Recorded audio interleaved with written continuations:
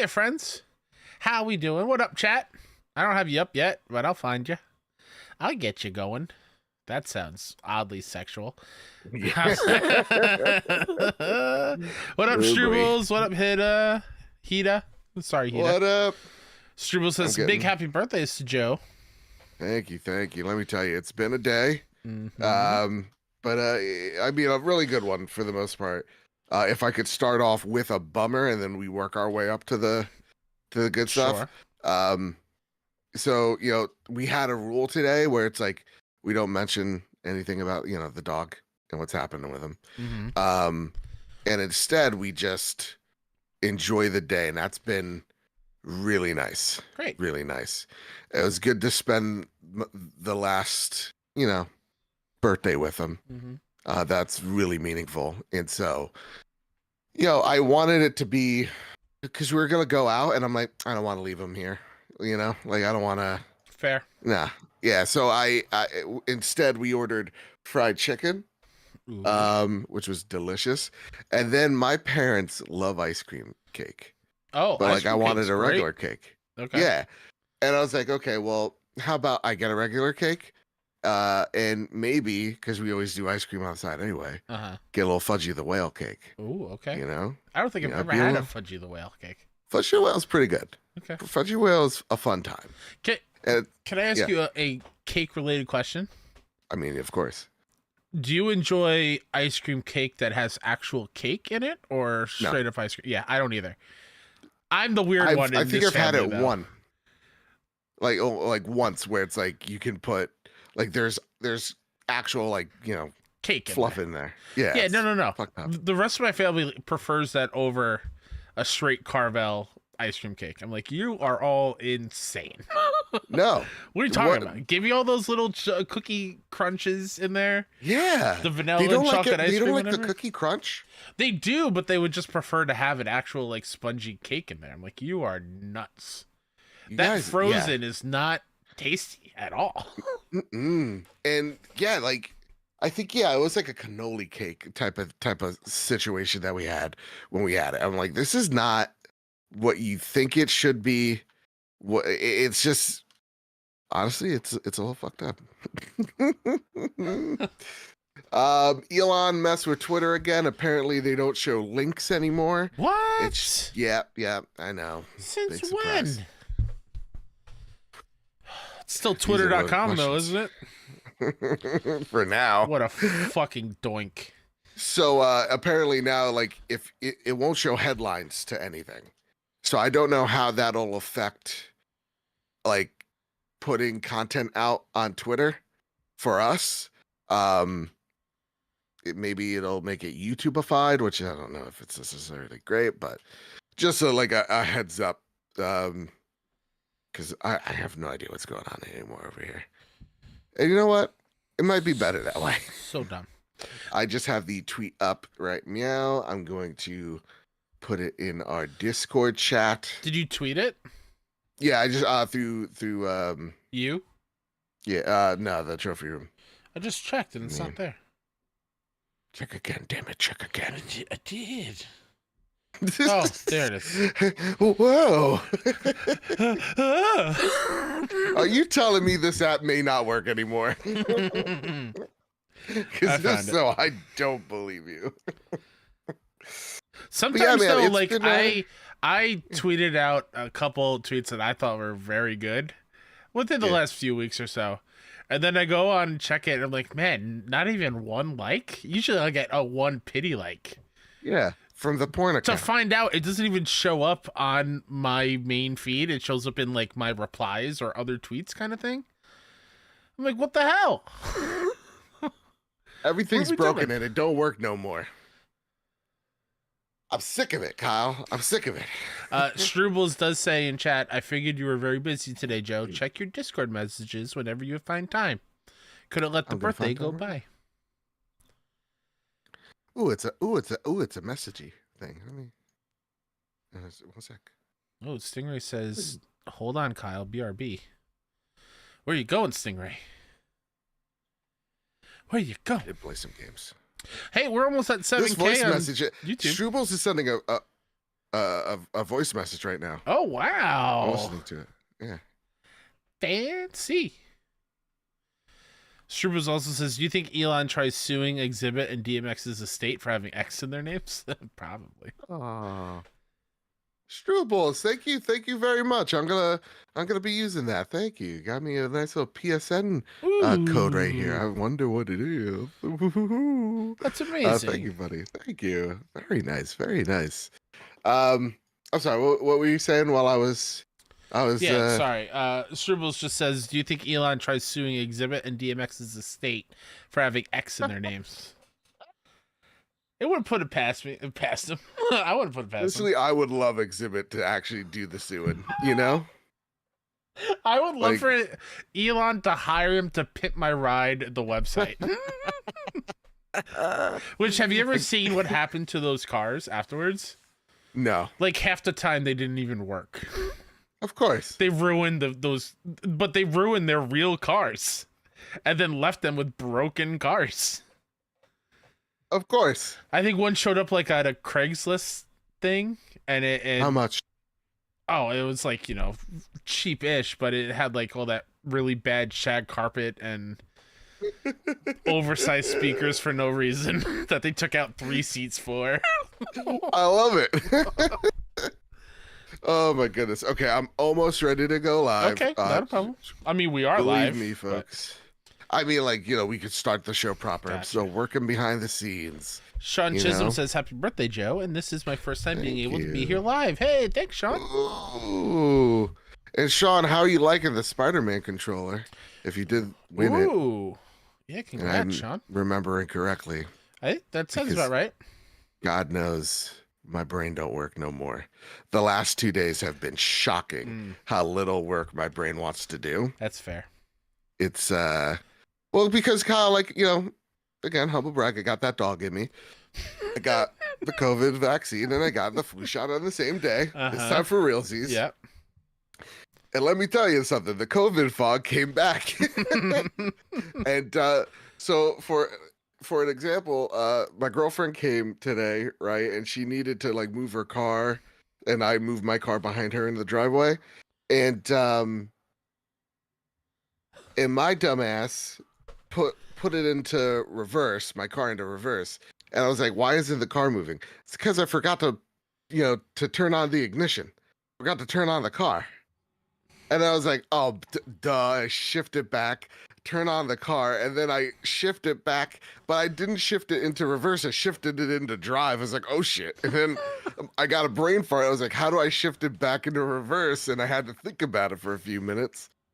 So, that's where I've been. I've been not great.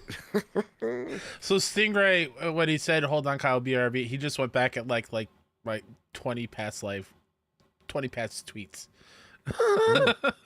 Just nice. I appreciate it. He's like, bam. Bam. We'll make sure they get seen. Also, we're super close to 7K on YouTube. Are we really? Yeah, we're at 6.9 something. We're getting close to that Joe Rogan number. Hey, that giveaway. It's helping big time. I know. It's been pretty nuts. It's been pretty nuts. Okay, Kyle. Let me get everything. Hey, oh, wait. You let me know. Make sure I'm not streaming it. Streaming My brain's starting to work again. No, when sometimes I stream, I make sure the audio is recording in OBS instead of streaming. Yeah. Got it. Yeah. Okay. All right, Kyle. Now I'm ready. Let's do this. Let's get hyped. It's my birthday. Make sure you make sure you share, make sure you're subscribed, make sure you're going on Twitter. Okay, we just retweeted it. Follow us at PS Review Room. Follow us at Mr. K-Sup. Follow us at Mr. Badbit. And then retweet the latest tweet. And guess what you win? My admiration, my appreciation for you. Yeah. That's it. That's been the show, everybody. We'll see you next week. All right, bye. It's been great. Keep casting that co-op. Wrong show. All right, chat. We'll be back in a second.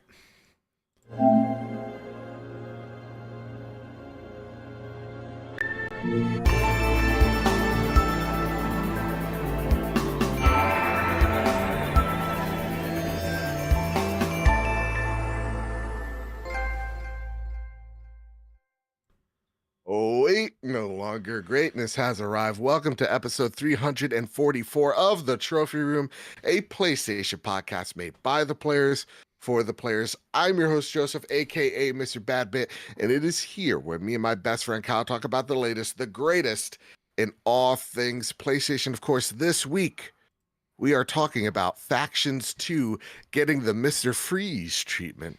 Way too many layoffs throughout the industry and so much more as we do it live each and every Wednesday over at youtube.com/PS Trophy Room at 8 p.m. Eastern Standard Time. But with all that said, with all that out of the way, the greatest co-host, whoever is, whoever will be, Mr. Kyle Stevenson. How are you, sir?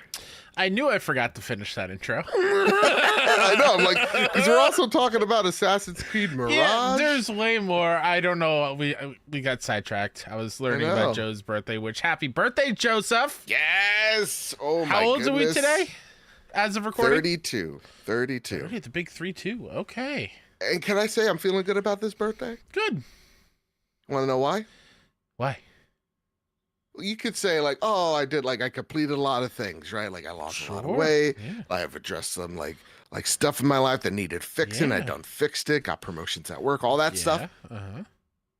It's because if I'm truthful with you guys, and I think people that are in their 30s know this, but once you hit the 30, it really, really after you hit 21, none of your birthdays matter. And it kind of just starts blurring into one big, like, celebration of your day. It's just it should just always be a good day for you, right? I thought, again, because after 30, I just stopped caring. I was turning 33 this year. So I feel like I earned a year, you know? Fair. And so I was like, all right, I'm 32, not 33. So that's where I'm at mentally. Because again, yesterday I got the COVID booster and the flu shot, so I got that dog in me. And I got the best birthday gift of all. All right. My brother, and I want to just, give a little backstory to this. My brother, back in the early 2000s, traded in our Super Nintendo N64 and all the games for like Splinter Cell. So the real dumb back of the day. Okay. Not to say Splinter Cell's nope, you said it. You can't take it back. It's just like it's not worth all your prized possessions. That being said, my brother has made it back to me slowly but surely. When I was 26, he got me a Super Nintendo again with Super Mario World. And now when I am 32 years of age, he got me the Majora's Mask. Look at that. Look at the holographic cover, Kyle. Look at that. I see. And it's legit. It has all the certifications you need. It has the metal bolts. This thing is purely authentic. The Legend of Zelda Majora's Mask N64 cartridge. God bless. My brother, best brother in the world. So like I'm riding high because again, today has been a real good day. But I want to know for the non-birthday boy, how you been, man? It's been forever. I'm doing okay. I'm a little tired. Yeah. I got a toothache, which is a bummer. Yeah. Which I knew was gonna happen. And isn't that weird? Because today I got a call from my dentist. They're like, you should get your teeth checked. I'm like, how do you know? Well, here's the thing, right? So my old job had health insurance, had dental insurance. Yeah. Got the root canal, whatever, fixed last year. Love to hear it. They said I did have other cavities, right? And I was going to go back. I had to wait because the root canal took out all of my dental insurance coverage. You know what I mean? I don't know if where it's capped at how much they will pay before you have to pay everything out of pocket kind of thing. Yeah. The root canal hit that limit on its own. So they were like, wait until the next year and then come in and we'll fix them up. Well, they laid me off. So right. Right. And you're I still don't have good health insurance, so I just have to wait a little bit longer until maybe I get made full time, but it's hurting. It's this eye tooth right here. I got one that needs to be addressed, and I'm just dreading to address it, to be honest. Yeah, I mean, I don't mind the cavities so much. Just knock me out or do whatever. I can sit there like a champ. Just I don't know, maybe not charge me $600 per cavity. I don't know. Yeah, it's like, come on. All you're doing is drilling my tooth and filling it with cement. I realized you How went to hard could it be? dental I could school. do it. I Just get give me it. the mirror. Yeah. And There's you're not a real doctor. I don't remember his name, but there's a great show called Would I Lie to You? It's a BBC show over in the UK. It's fantastic. Where they get like comedians over there, and they have to either tell the truth or tell a lie. It's pretty simple. Yeah. But there was one guy on it, I think his name was Bob or something, and his prompt was, I do my own dentistry. And it was like ridiculous. He was like, yeah, I get on my kitchen island. I get a mirror, I prop it up, I do it all. And they all said he was lying, but that it was the truth. So like, I need to learn from that man. Just do it all. He was like, yeah, you could just buy all the materials on your own and just like learn how to do it. Your tooth, guys. It ain't that tough. No, you could not pay me to do that. That said, though, I do want to, before we start this show, again, it's my birthday today, so please wish me more happy birthdays. But to the hundreds of y'all that have reached out, and whether it's just like, retweet, sending me amazing messages, I was literally I was watching The Creator today, right, in the theater. So I turned off my phone respectfully, and I turned on my phone again. And it was just a barrage of just all like love, kindness, and support. So thank you all so much for that, because y'all know I've been going through it the last month or two over the pupper situation. So honestly, that just to see the effect that I've had on folks, that they take time out of their day, even if it's just a simple like, man, oh man, that means so much. And there's even still like Tim Purr right here in the chat. Thank you so much. Yeah. Like, how does it feel that on your birthday, the government awakened our zombie chip inside of us? Isn't that crazy? Honestly, so I saw so many tweets. I did not know that was a thing people were spouting. I had no idea. Oh, yeah? Afterwards, I saw everyone tweeting about, oh, great, now I'm a zombie. I was like, I'm interested in how this started. And oh boy, there are some really good tweets out there from some crazy-ass people. No, honestly, so we were watching this movie, and before we got For in... UK and non-American folks, they have no idea what we're talking about. No idea. So, yeah, like, there was like a governmental thing. It's like, you know when you get like an emergency Amber Alert or whatever? Broadcast system, but it was nationwide on TVs, phones, radio, all at the same time. All of it. Yeah. And so we're watching this movie, and before we get in, or we sit in our chairs, my girlfriend turns and she goes to the guy like behind us. She just like gives him a weird look, and I'm like, what's going on? She's like, you think that guy's okay? I'm like, what do you mean? Yeah, that guy's fine. It's like, he's been slouching in his chair in that same position for like 20 minutes now. And then like, periodically through the movie, I could just see her like turn and like kind of look. and she's like, Joe, do you think you should go up and like say something? Because like, he hasn't moved and I don't even think he's staring. But thank goodness to that government, like, beep, boop, beep, boop, boop, boop, boop, boop, alert. Because like, I looked up, he looked at his phone, and then he just turned it off. I was like, see, he was just being really into the movie going experience. Yeah, as you should. Yeah. But yeah, so that's my story. I'm sticking to it. Listen, Kyle, there's a lot of PlayStation to talk about today.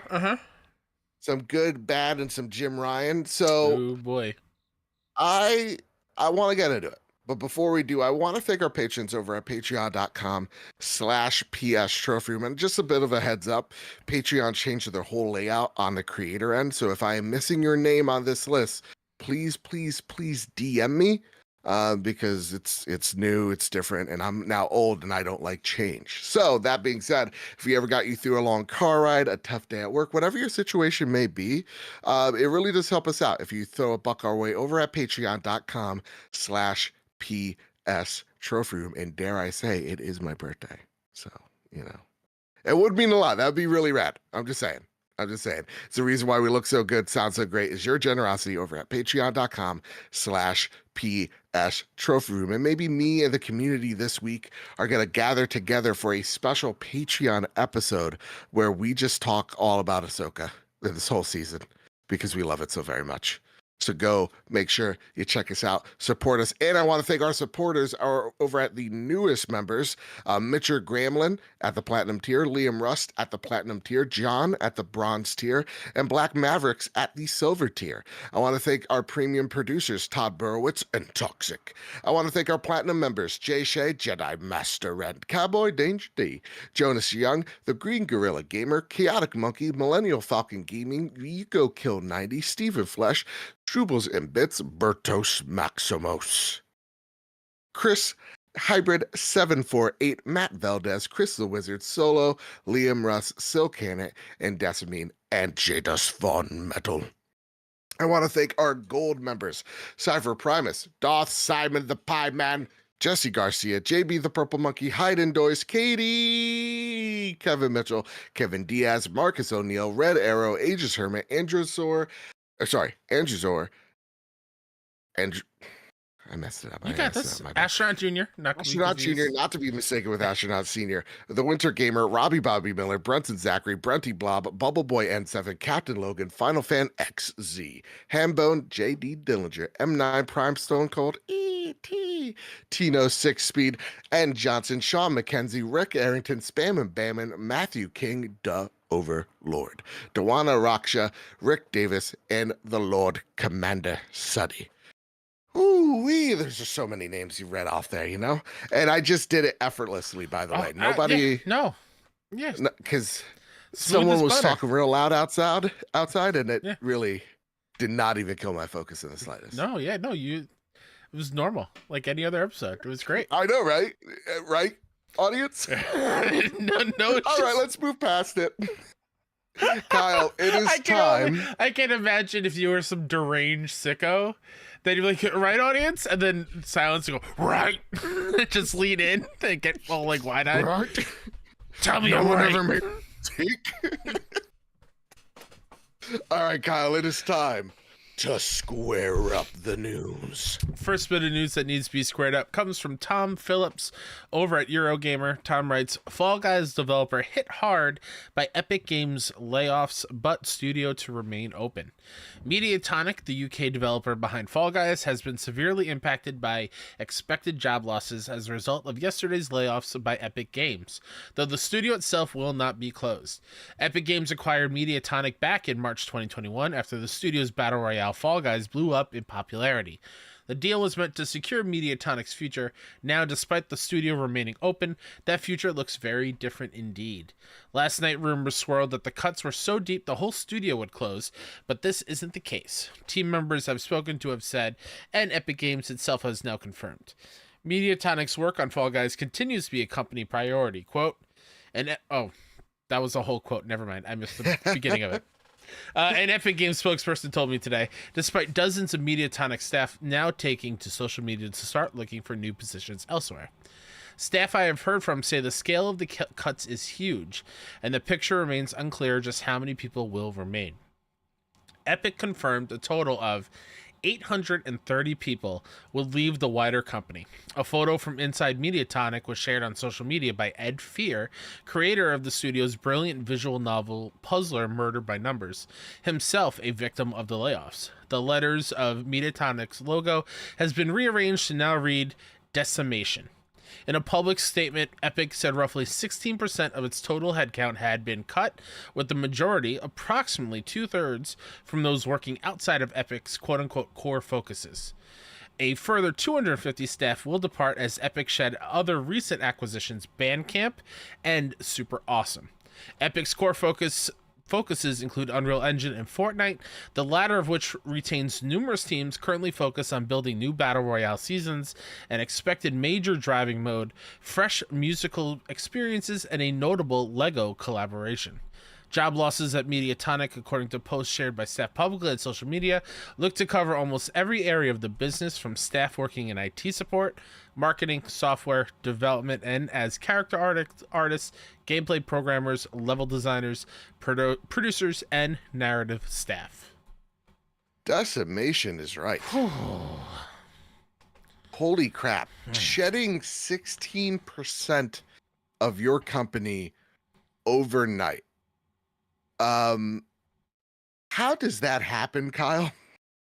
I mean, not this only is a how does that company- happen, Joe? Yeah. How does this happen at Epic?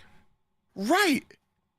This is a company that owns one of the most popular video games, not just multiplayer, video games ever in the past like 5-10 years, right?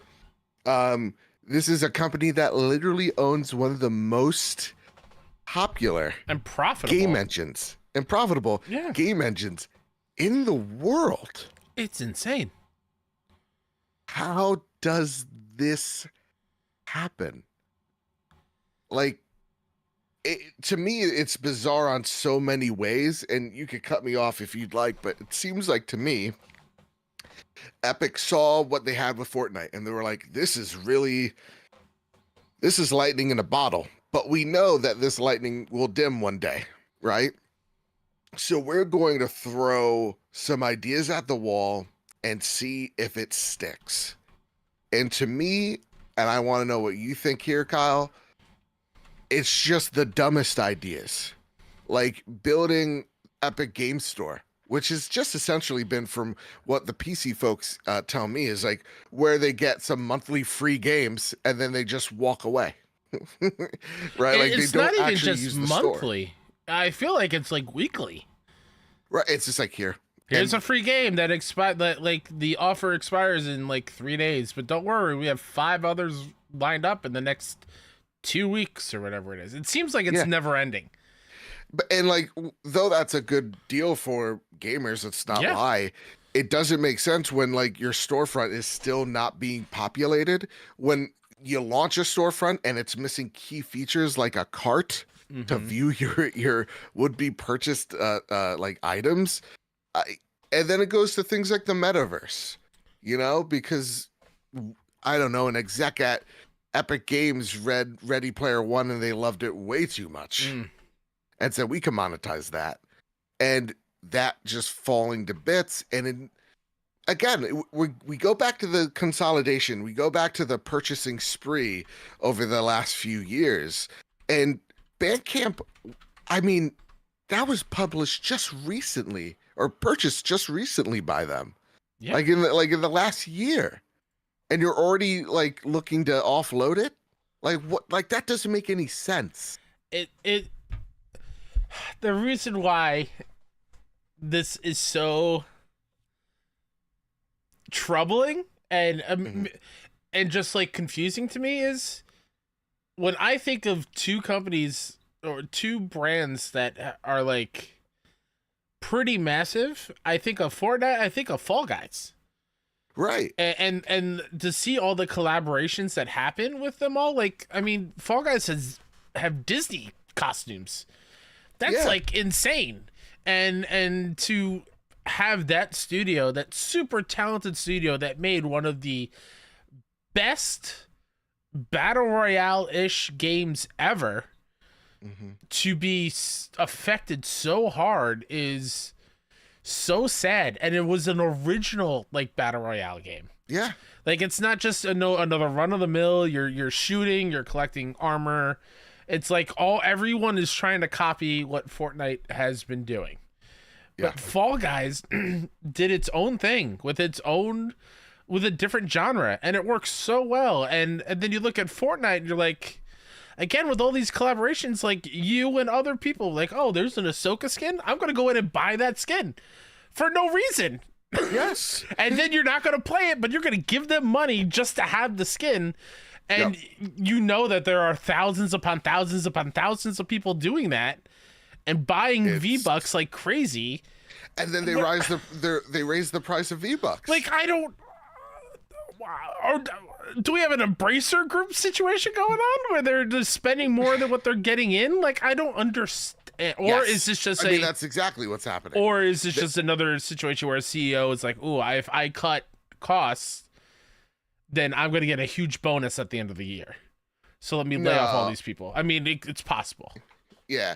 No, it's Tim Sweeney that has been his head so far up his own ass, that are making moves that just don't make any sense to hopefully bank on them so that he could call himself like, the Steve Jobs of video Yeah. games, it seems. Like, Tim Sweeney reports to Tencent at the end of the day. So they're not like publicly traded. Like, this doesn't have to do with anything on that front. This is just him throwing ideas at the wall. Oh, I dropped my pen. I threw my pen at the wall, and just hoping something stuck. And what you're seeing is like these massive investments that, again, like, why does, again, Fall Guys, great game. Yeah. It is and was very popular for its time. But like looking at Twitch right now, there's a few thousand people on it, but it's not lighting the world on fire. But why does that game need to be the next Fortnite? Why can't Fall Guys just be Fall Guys? Exactly. Right? It's kind of like Among Us. Like, Among Us is great. And it seems like the team is just trying to do its best just to make that game, the best it could be for its player base. Yeah. So when I take a look at like all these investments, it just kind of seemed like they were throwing out ideas just to throw out ideas, hoping to just see if one of them landed, instead of saying, hey, listen, we're Epic. How about we try to, become the best place where people can publish their games, instead of trying to fight Apple and Google to try to force your store on their phone. So it's like those dumb arguments. It's like, instead of trying to look to be the best partner, we're seeing reports of some of Epic's partners going, we're not getting the literal reimbursement for some of our games that Epic said that they would be giving us. So it's just like, how about trying to make a place that's awesome for indies? Why can't you try to be a Devolver? Why can't you try to do something with multiplayer games and try to make that your shtick, right? Of like, hey, are you making an interesting multiplayer game? Come over here on Epic and we're going to help shine a light on you. That could be what the Epic Game Store could be. But instead, it's just, well, we tried all these things and it looks like the lightning in the bottle is Fortnite, and that will be our lightning in the bottle until it is no longer. Yeah. And they got this awesome game engine, and it just awesome engine in general. And it's like they're not happy with that. It's like you have the most popular game engine and one of the most popular multiplayer games on planet Earth. Why can't we just focus on the games rather than trying to make storefronts that don't work, trying to make, Travis Scott concerts in Fortnite? Why can't we just make awesome and creative experiences? Yeah. And why don't you take a pay cut, Tim? Yeah. That'd be great. I don't know. Like a good leader would do. I'm pretty sure you can live off of whatever pay cut you could have and be fine for, I don't know. The guy bought a forest. He's going to be fine. He can live in one. Decades or whatever it is. Yeah. Also, really quickly, for those who are wondering, if you're not familiar with Bandcamp, it's like a music, hosting site. I know a lot of artists use that to like put their songs up for you to listen and buy. But super awesome, which I was not aware of, is they were acquired by Epic in 2020, and their whole thing was to help ensure that the metaverse would safely welcome players of all ages. So basically their whole thing was they want to make sure that the metaverse is safety first for no matter what age. So they were pretty much making sure like it was safe for kids. And to have that be like a casualty, that's a bit of a bummer, because I know Fortnite is essentially its own metaverse at this point, and to shed that acquisition is a bummer. Yeah, because that's really pretty important, I would say.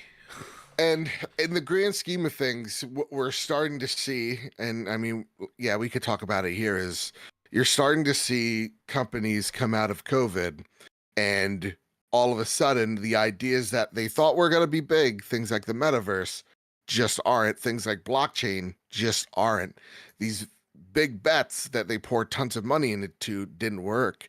And at the same exact time, you're not getting the COVID money you once were, because everybody was in their house chilling and playing video games, right? So all of a sudden, if you're not seeing the money you used to see come in, and the investments that you put in not pay off, what we're seeing is a reaction to that. I've seen a lot of folks very much doom and gloom, like this is the end of the industry. And I can understand that perspective. If you just lost your job, there's no way I could convince you otherwise.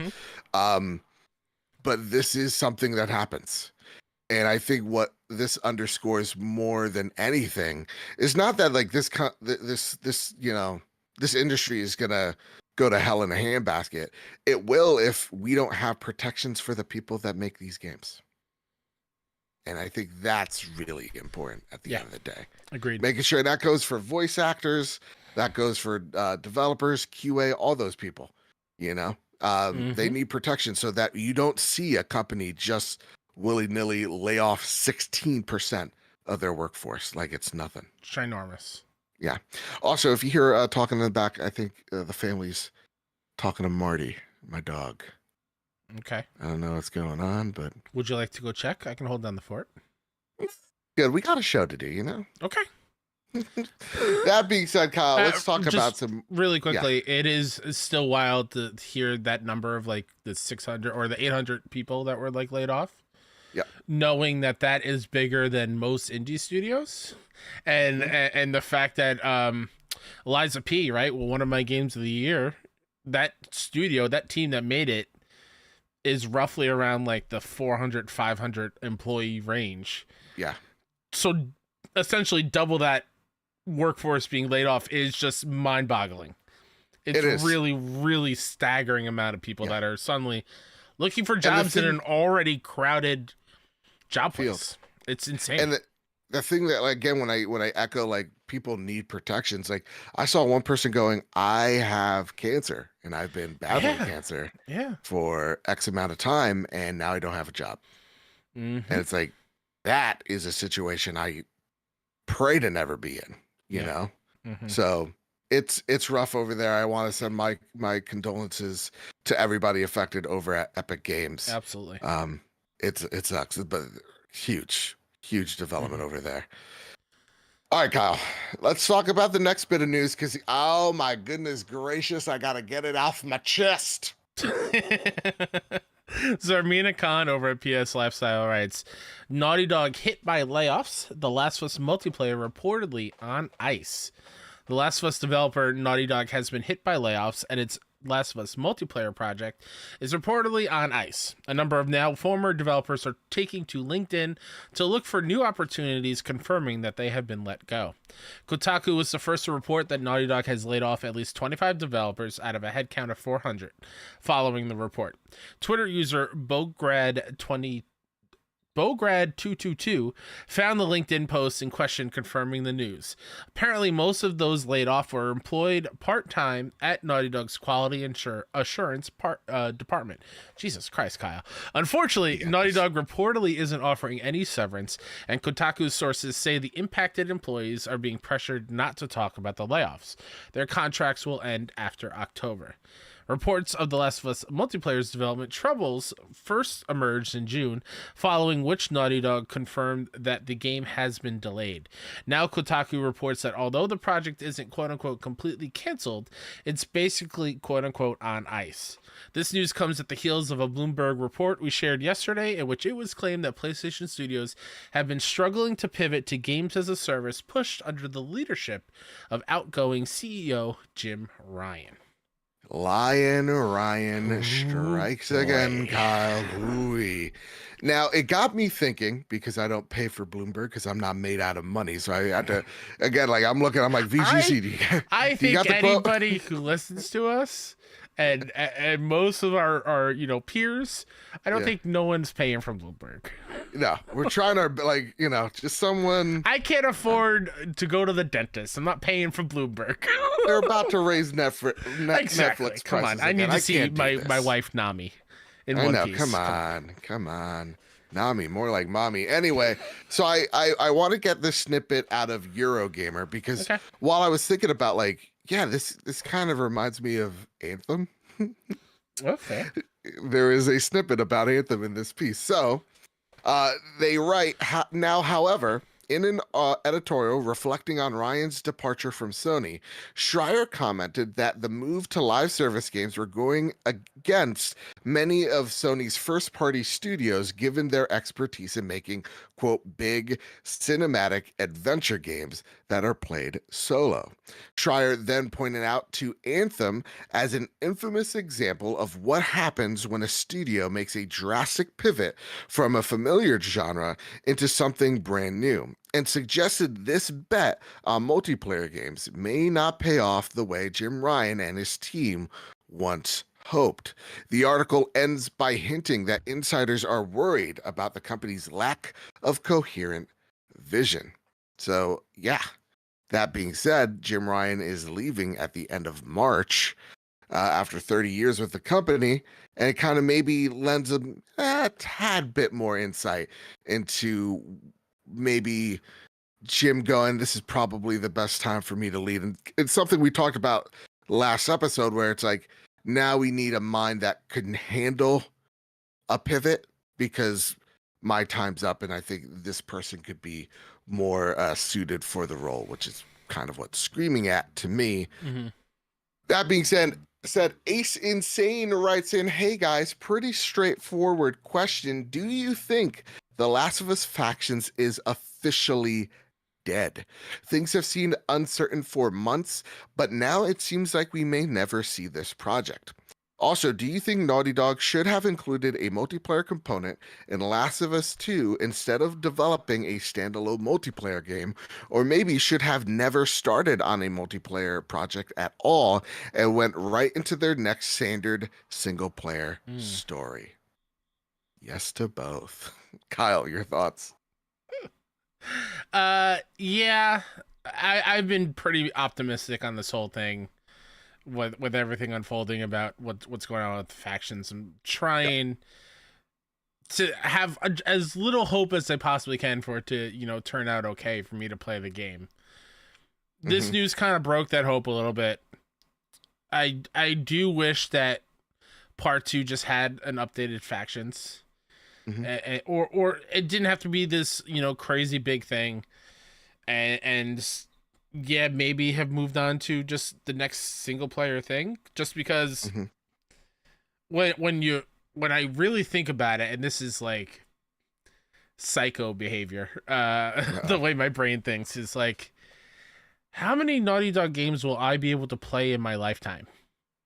Ooh. And how many years have been lost to them focusing on a multiplayer thing, which is not my preferred way to play their stories. Yeah. And that bums me out, thinking that we could have gotten the next story-based thing earlier if this pivot to a live service thing never happened. And so, like, when that live service thing first came out, I was very trepidatious about the whole thing. I still am. And to see that maybe this is just holding all the PlayStation Studios up a little bit, just makes me sad. I want PlayStation to be real good. I want Naughty Dog to be real good. And this just seems like a roadblock for no reason at all. I'm going to say something pretty crazy. Okay. While everybody's obsessed with this games of service thing. Yeah. Here we have a company like Nintendo just doing what they do. And they're making more money than ever. Right? I get annoyed. It's kind of like the Epic Games situation we just talked about. This reason why I brought it up first on the show is, why can't we just do the thing we're good at? Like, why must we make these huge branches, these huge pivots to something that we're not the experts in? Like, why can't we dip our toes into it and see how it goes with a few projects? Why do we have to go, we're doing like 12 or 16, whatever the dumb number is today, games as service games. Let's just see how it works. Like, why can't we just make a few, test what we're doing here, and go from there? A slow ramp up rather than what we've been hearing about, right? So is The Last of Us Factions officially dead? No. But I would I would say this. I think the mistake from PlayStation is announcing it Yeah. officially, Mm-hmm. even with the screenshots, and then saying, "Oh, there'll be more to come back in Mm-hmm. December." When I think they knew sure as shit it was in trouble. So I think that's on Bungie. I'm sorry, not Bungie. Naughty Dog Mm-hmm. for doing that. I don't think they ever should have said anything. If they didn't have like a trailer ready, they should have not said anything. Was that not a part of the leaks along with part 1? Yep. Yes. So it was. But like, just leave it to leaks and Fair. rumors and speculate. How many things Fair. die in leaks? How many times have there been a Bloodborne leak? You know, Sure. and it's never once been true. Oh fuck! It's my birthday. It's my birthday, and I could cry if I want to.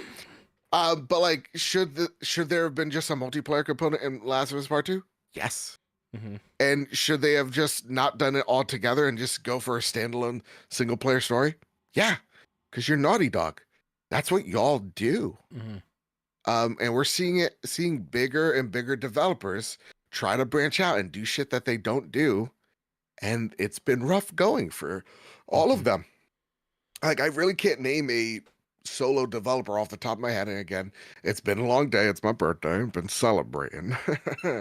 I got kicked out of an Applebee's today. Oh. I can't see a developer make such a hard pivot recently and it absolutely pay off from doing something that they do and then drastically change it. Well, right? Gorilla, right? But I'm talking like last 5 years. Yeah, I think Gorilla is a great example, right? But like even right now, if you looked at Gorilla and they go, okay, what are you guys? You're right Horizon now? First and foremost. Yeah, exactly. So it's really hard now when you have teams that are like 400 or 500 go, God, just go do something else. Mm-hmm. You know, let's go try our.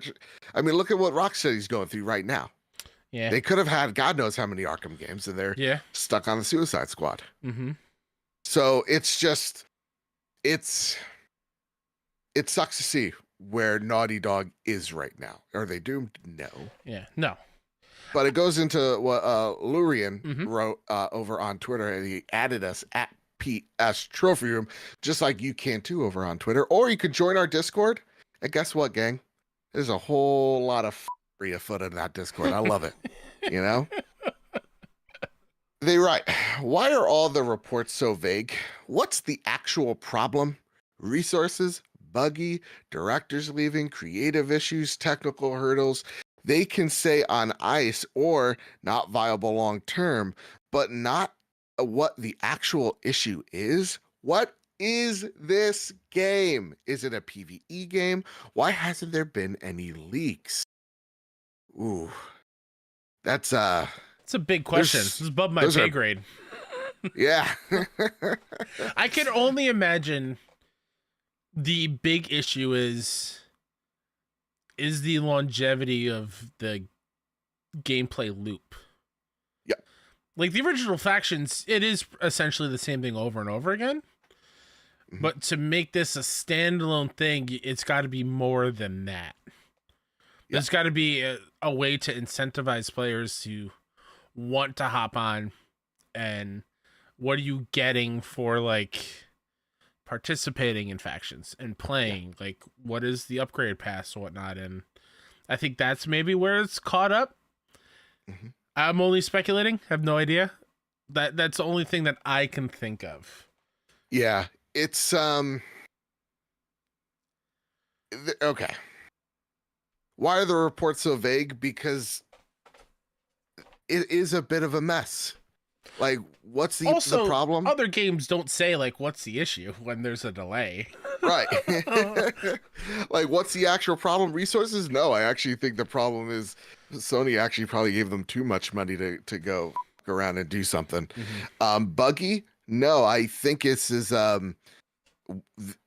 no matter how many people you put on, let's just say you hire a creative director that's really good at multiplayer stuff, and you put people in positions of power that know how to work multiplayer systems, right? That's going to help dramatically. But if you are a Naughty Dog game and your engine knows how to make a Naughty Dog game, all of a sudden you need to make a non-traditional Naughty Dog game. then your engine that you work on this game needs to change. And there's going to be a lot of holes and a lot of things that need to be filled in or reworked or retooled in order to get that vision clear. I think the other problem here is at the same exact time, I think Naughty Dog, because again, they're new at this, went, ooh, piece of candy. Ooh, piece of candy. Ooh, piece of candy. And their eyes got a little bit too big for their stomach. You know, it's what I've been hearing. It's what I've been kind of seeing. When you have more updates or more rumors or whatever about this game than there is an actual trailer, it's like, can we really blame Bungie? I love when people like they've used this oh, Bungie has too much power narrative. And it's like, guys, obviously this game's in trouble if they needed an outside studio to take a look at it, right? Like there had to be something wrong with where someone had to call someone at Bungie going, hey, Eric, yeah, we tried to make coffee in the ramen pot, we broke everything, or whatever. Ramen in the coffee pot, we broke everything. Like that's the situation that Naughty Dog found itself in. And I think what happened with the first, you know, red or the Cyberpunk yellow update that Naughty Dog did a few months back of like, don't expect us at the show, and hashtag let us cook is like, okay, that's great and all. But I think Bungie was just like, if we can't get this thing to look right, if you can't address these issues, which if it is Naughty Dog and they are really, they really love their narrative, we could assume they are trying to weave narrative into a multiplayer experience. And Bungie was just like, it seems like you're having a lot of issues with this. And they nodded and agreed and went, yeah, we had this whole big issue as well. We had to make a literal Destiny 2 because of it. And Naughty Dog's like, you did what? And it's like, we also tried to make ramen in the coffee pot and broke everything.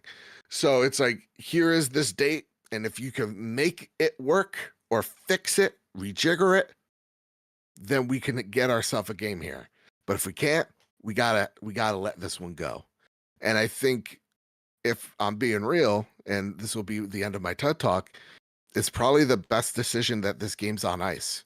And I don't think how disappointed we could really be if we never even saw a trailer. We just saw some concept art. Mm-hmm. So like, can I really be that bummed? Yeah. I don't know like if I can. It's disappointing, don't get me wrong. I would have loved to play this game, but yeah. I think at the end of the day, I feel like Factions 2, if we never get it, which again, I'll be bummed, but it's fine. It will go down in the same veins as The Agent and Deep Down. Games that had a lot of promise, but we really only saw maybe a logo and some CG concept trailer footage. And like the next story we're about to talk about. But yeah. Sure. Yeah, just like, you know, very brief glimpses of what could have been, and it's not like in any playable state anytime soon. And it will always be like a pondering like, ooh, what if? Right? Because like this whole time when you were, you know, doing your TED Talk, I'm thinking of like what I would have made Factions if it was packaged with Last of Us Part 2. And if it was me, I would have done you can pick to be part of the Jackson gang, you could be a wolf, or you could be a Seraphite, right? Is that what their names are? Yeah. And you pick your faction, and each of them have their own little skill trees and skills. Maybe even have a fourth one to choose from, and you can play as the clickers. With like different classes, whatever. Zombie mode. Yeah, I don't know. Like that could have been a way to do it and make it different enough from the first one, and still have those really cool like scavenger supplies thing. And like, I don't know. You know, I'm just vamping here, but like there were ways to do it with the base game and have people be happy. And I think it's the problem, Kyle, that all these companies are running into is like, yeah, this sounds like a great, cool little, cute little add-on, but how do we make this profitable for exactly? And it's dumb. I hate it. It's like, well, why can't this thing be super profitable for a few years? Like, why do we have this weird, like, why do we have to make $3 million in the first 2 weeks? Like, I don't know. Yeah, it's like why have a 10-year plan if you can't even nail down the 1-year plan? Like, Exactly. why can't we just make a cool thing Yeah. and see where it goes? That's how a lot of these successful IP have started. Look at Fortnite. It started with, hey, this game's failing. This game called PUBG's a thing. Yeah. We have an engine. We can slowly make this game from the ground up. That's exactly what they did. That's also, I think, a good call out. I don't think anyone at Sony or Naughty Dog doesn't want their live service game to become a PUBG. Yep. Where it was massive, and then who gives a shit about PUBG now? Right. Nobody. My uncle does. He loves it. Well, shout out to your uncle. Going around finding that frying pan. Exactly. I'm lost. But no, and so for me, it's like, again, we go back to the Epic Games thing. It's like Fall Guys is great, and there's a fan base that loves Fall Guys, and as long as there's people that are enjoying it, you're the goddamn Last of Us. Yeah. All right. There's gonna be people that are in on this game day one. Yeah.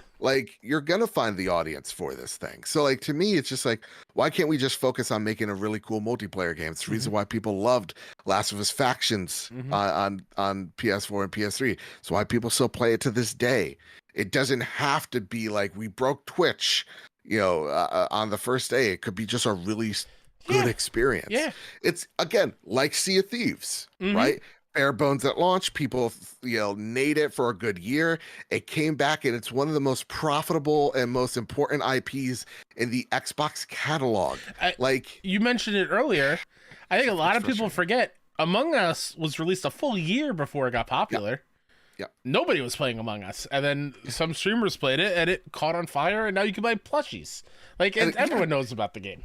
Yeah, and again, you're the Last of Us. Yeah. So I don't know. It's frustrating to see, because you're right. There could have been a really cool game here, and no doubt when they say it's put on ice, they're gonna figure out a way to put it into Last of Us Part 3. Absolutely. Right? No way they're not. Even if they can't make the live service thing, I don't think they're gonna put all that work and just throw it away. It's gonna be like a Red Dead Online type of situation. Yeah. Where it's okay, listen, we trimmed this thing down as much as we could. We're gonna release the main game first, so that we'll get our 9s and 10s, and then we'll release this Last of Us Online that could maybe ding us a bit. Sure. But we'll still get in those Game of the Year talks that matter to us a great bit. Yeah. I think that's gonna probably be the thing that ends up happening when they say put on ice and not canceled. Sony put way too much money into this to not see this thing through. It's just going to be a different form. Yeah. But it sucks, man. Not every game needs to be Fortnite. People got to be okay with good successes. And maybe the scale of success needs to be turned down a bit and go, oh, we're just pivoting to this for the first time ever. Maybe we should. Someone needs to smack these CEOs around and be like, listen, stop setting the bar so fucking high. Yeah. And I don't want to move on without doing the same thing we did for Epic. I hope everyone that got laid off gets on their feet soon. I know there was a lot of other chatter as well of people being outraged that they weren't getting any severances. Yep. And in most cases, from my understanding and my knowledge, part-timers don't normally get severances. No. I worked at my job for a full year. I got laid off. I got deadly squat. I got nothing. Yeah. So it's really shitty. Don't get me wrong, but not everybody gets one of those things, and it sucks. But that's why I always suggest stealing from work. And we're not talking the big stuff. Not talking the big stuff. Clips, some pens, paper clips, supplies, Post-its. You think I got this pen for free? No. There's a whole bag of them, and guess what? I took a handful. Yeah. And you know what? Like any good thief, I announced it. I go, I'm going to take a fistful of these pens. And my boss just looked at me. She's like, why do you need a fistful? And I just put them in my pocket. I walked away. I wish that was a lie, but that actually happened. No joke, and nobody will ever see this, so I'm totally comfortable with saying this. Sure. I have a full bag of dodgeballs that were from camp in my car. I haven't worked at summer camp in 4 years now. They're never getting those back. I just love how like the Stevenson, like I'm thinking of you like the Stevenson drive-by, right? You have like a bucket of these dodgeballs. You just roll up your All windows. the girls in the back, they're loaded up. They got a Yup. ball ready to go. And you all are like rolling down your windows like this is a car from the 80s. We got a station wagon where like the back seat is facing out and the back gate opens up. And Owen's back there like, He's in the baby seat. Exactly. He's like, just with a wiffle ball. Oh. Now I want to do that so bad. Lemonade. I know. Forget TPing houses. We're just going to go around with dodgeballs and chuck them at people. All right, Kyle. Let's talk about news that I thought we already knew. Yeah. But we needed some reaffirming. And actually, a friend of the show actually confirmed this news. So I want to give him a shout out as well. Yeah. Tom Ivan over at VGC writes, Sony hides the trailer for Star Wars. Oh, okay. I forgot. Sorry. You can say KOTOR for short. Knights of the Old Republic. There we go. There you go. Sony, my brain legit shut down. For those listening to the show, go to the YouTube and look at just me completely shut down. Like Robin Williams' Bicentennial Man, just stop working. Sony hides trailer for Star Wars Knight of the Old Republic remake and deletes announcement tweet. This again comes from Tom Ivan over at VGC. References to the Star Wars Knights of the Old Republic remake have been taken offline by some of PlayStation's primary social media accounts amid a report of troubled development. Billed as a collaboration between developer Aspire Media and production partners Lucasfilm Games and Sony Interactive Entertainment, the game was announced as a timed PS5 console exclusive during a PlayStation Showcase event in September of 2021. However, it was recently noticed that the tweet from the main PlayStation Twitter account announcing the game has been deleted, while the title's reveal trailer has been made private. Embracer, which acquired Aspire in 2021 and placed it under the Saber Interactive label, said in June that it was implementing a, quote, restructuring program, end quote, which would see some game studios close and some projects canceled. The announcement followed what the company said was the unexpected collapse of a $2 billion deal with a mystery partner, which was later reported to be the Saudi government-funded Savvy Games Group. The Star Wars Knights of the Old Republic remake has reportedly been beset by problems over the last couple of years. Bloomberg claimed last summer that Aspire had stopped working on the game and that the future of the title was up in the air. Embracer had earlier confirmed that Saber Interactive was also working on the game, and some of Bloomberg sources said they believed it was possible Saber had taken over the development of the project entirely. Ooh-wee. I do want to actually give a shout out here to Crusader Elazar, Crusader3456 over on Twitter, who is one of the panel members of the TRX_podcast, because they actually broke the story. They're like, they did some internet sleuthing and they found, the trailer hidden, any reference to it hidden, and now we have this story in front of us. So Crusader, thank you for being the reporter, the boots on the ground. That said, Kyle, this can't be surprising. This is more like a confirmation of things that we could have probably at this point assumed from Embracer, right? Yeah. For the most part.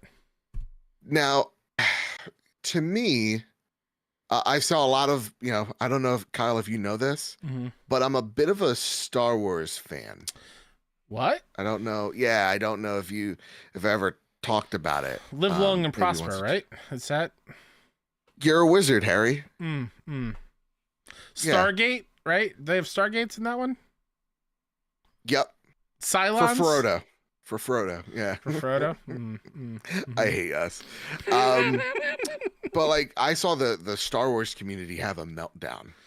KOTOR means a lot to a lot of people. Yeah. Didn't mean much to me, so that's why I'm not so heartbroken. But it means a lot to a lot of people. And having a remake just excites the fan base so much because, again, it's this IP means a lot to them. But seeing it be canceled, I'm like, y'all, this is not a surprise. This is, again, it goes back to like, this is The Agent, right? Yep. Like, this is the Last of Us Factions, a game that is announced. It was a cool, fun little teaser trailer that opens up a showcase that was hype. But if we don't see it, then what's the loss here? Exactly. So like for me, I actually, I hate to say, like, I'm kind of excited because like people are losing their jobs. Oh, fair. A part of me is relieved that we're not getting the remake because I want that from a studio I know and has a pedigree to them. Yeah. Whereas Spire, this would have been their biggest game ever. And their ports on previous Star Wars games, even the Knights of the Old Republic, I believe, was actually missing content when it was released on the Switch. So like it may have not been in the best hands or maybe capable hands of taking this thing home. So I do hope we see a KOTOR remake. I want to know, Kyle, if we do see a KOTOR remake, let's get just a little crazy. Let's get a little amped. And just for you, Kyle, so you know, the KOTOR was turn-based.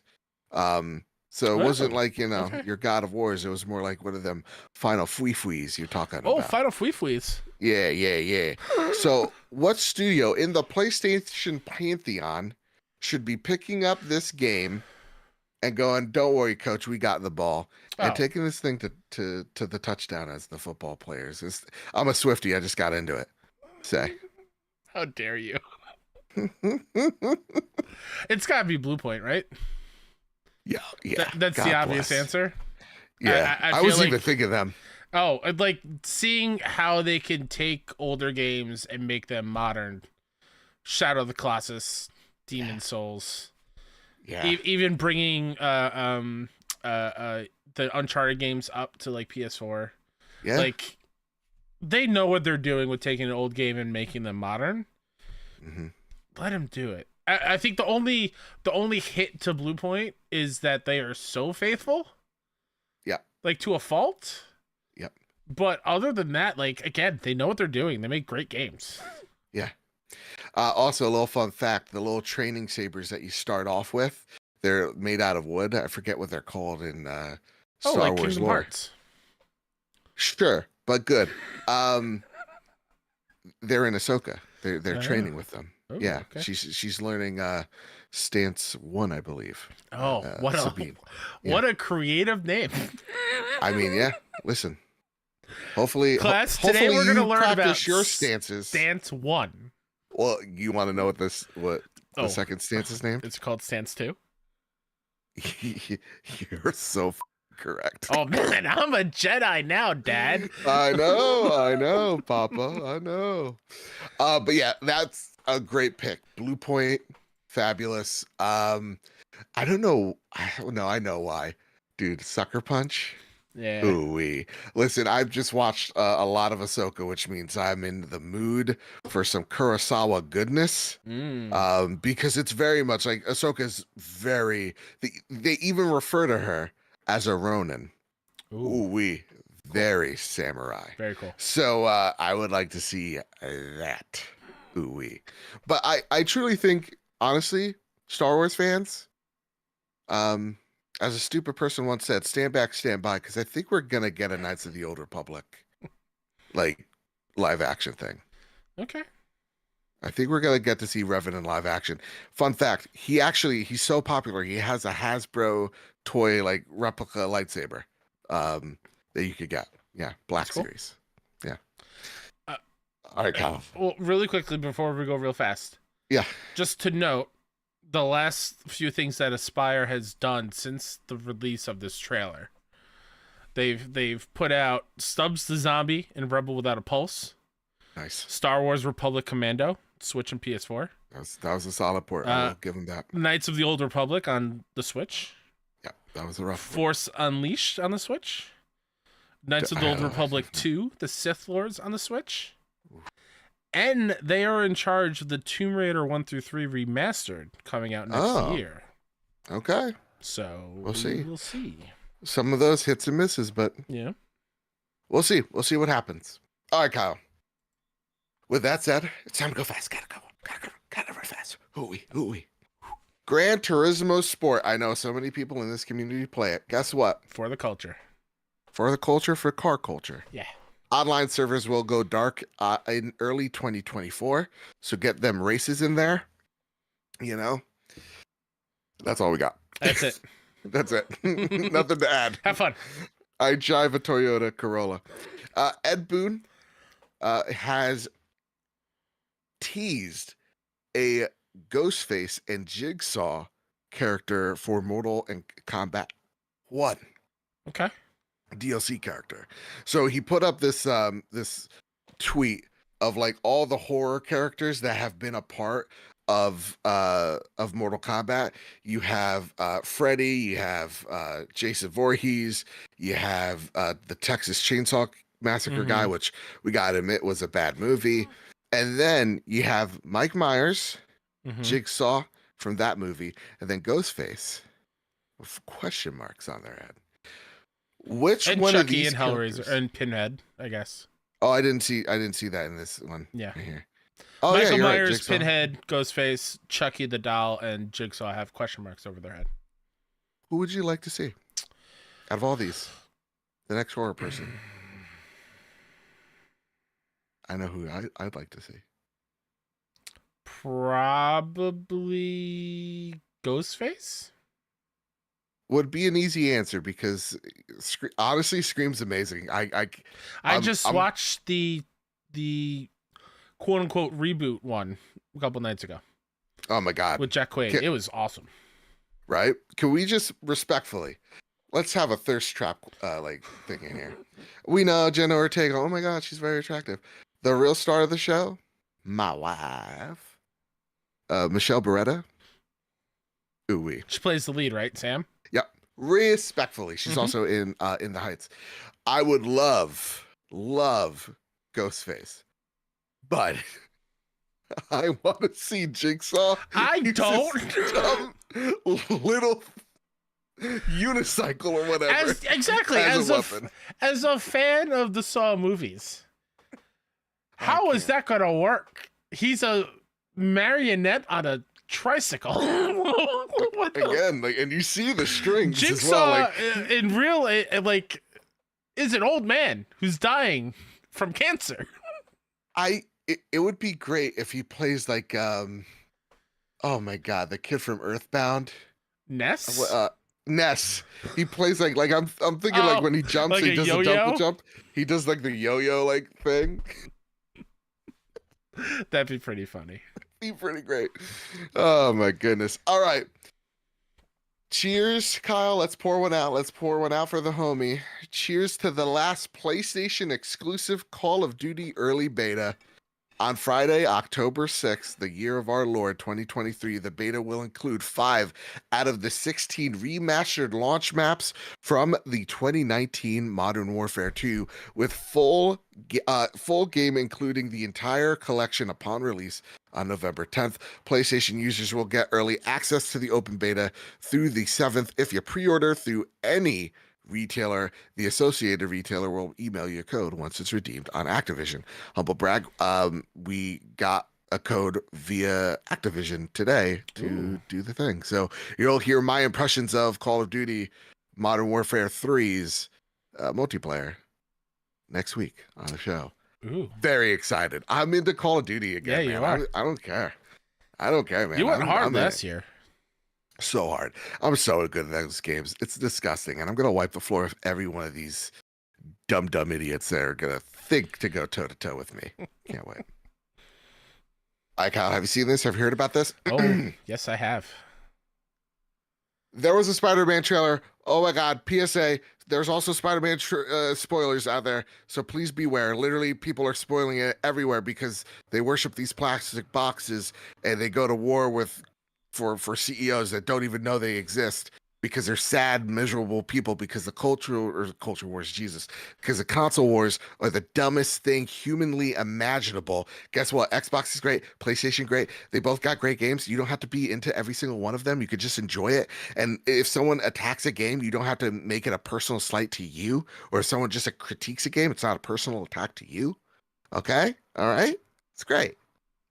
It's video games. Yeah. You don't have to be like, oh, well, PlayStation fanboy 123 was mean about my Starfield start screen, so I'm gonna keep it 100. I'm gonna go after them.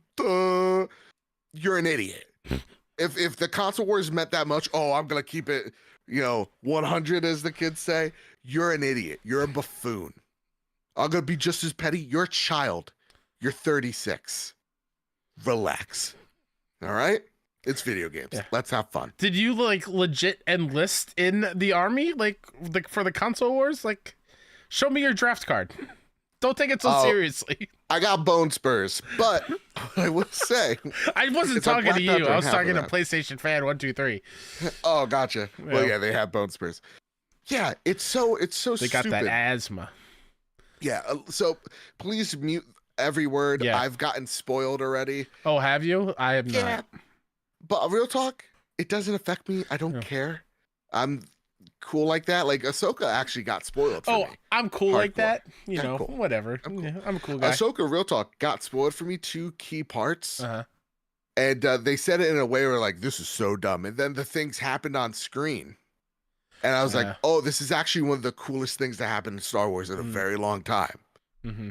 All right, I saw it didn't ruin the moment at all. It was still amazing. To be fair, you are a rare breed in that case, because that whole time, that's all I'm thinking about is when is this going to happen? It takes away from the rest of that's what happened with God of War 2018. It got spoiled for me. That whole game was okay, when is this going to happen? Yep. It bummed me out. To the fact of muting your words. I lived in it for a second, go, that's a bummer. And then I'm like, I can't do that. It just destroys me. My memory's so bad, I'll just forget about it. When it comes to muting on social media, if you've never done it before, pro tip, include misspellings. Yep. These people spoiling are dumb and misspell things all the time. Well, no, they're doing it up so and that on purpose as well to get around the hashtags or whatever. So do Spooderman, do Spider-Man with ones, do E's with for the threes. Hyphen, without the hyphen. Any Spider-Man character you can think of, put it in there. If you don't want to be spoiled, cover yourself. That Spider-Man trailer. Ooh. Whoa, my goodness. That did something to my loins, let me tell you.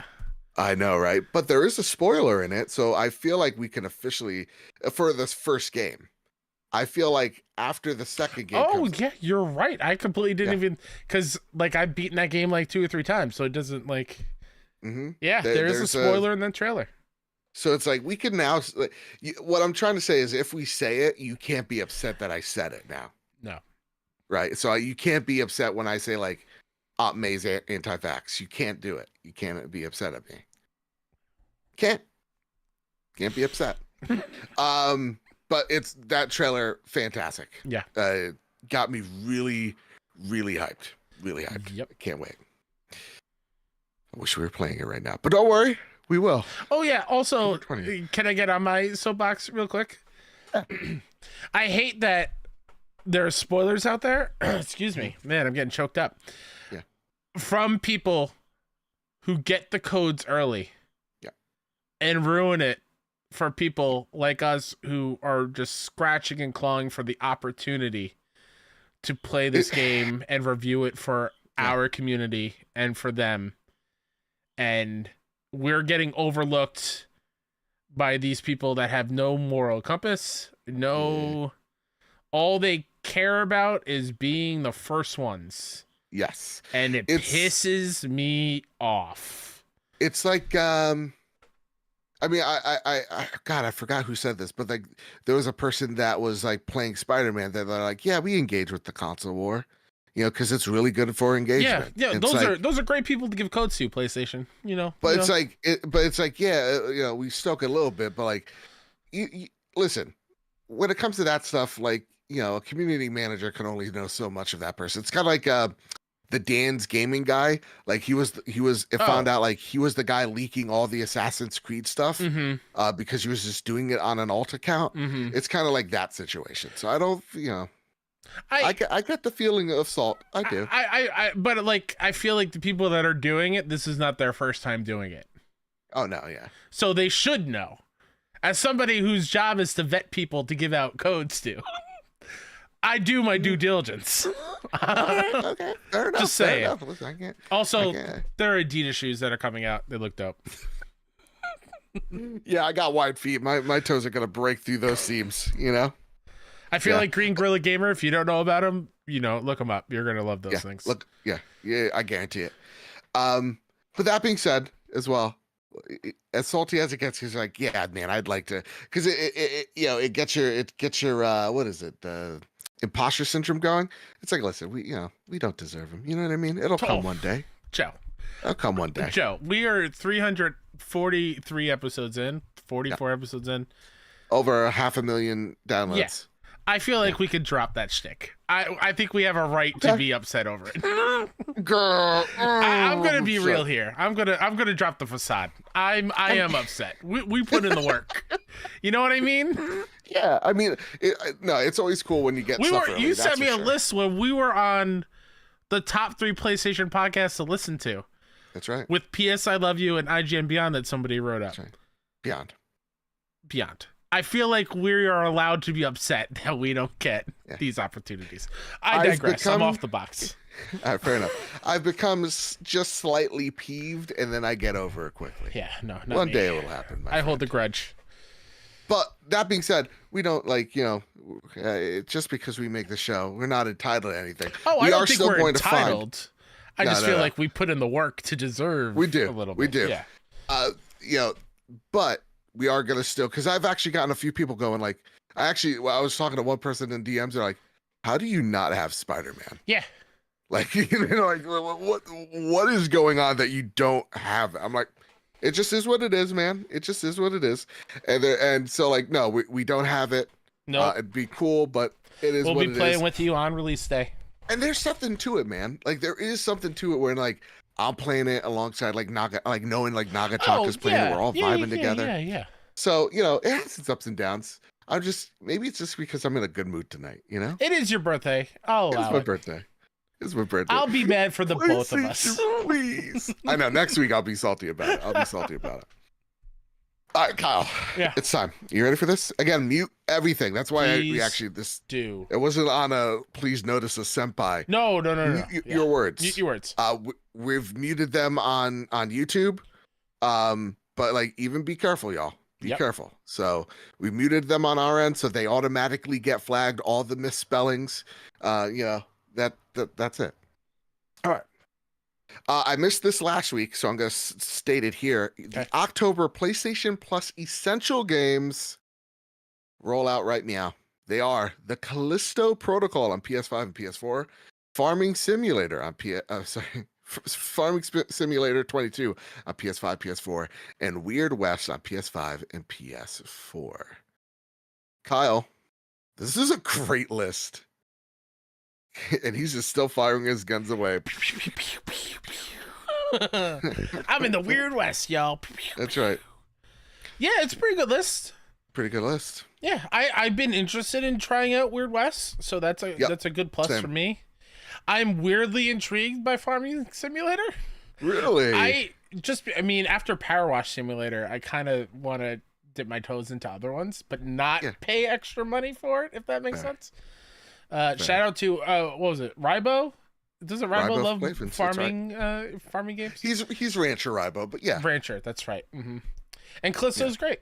It's a good get, especially around the spoopy October times.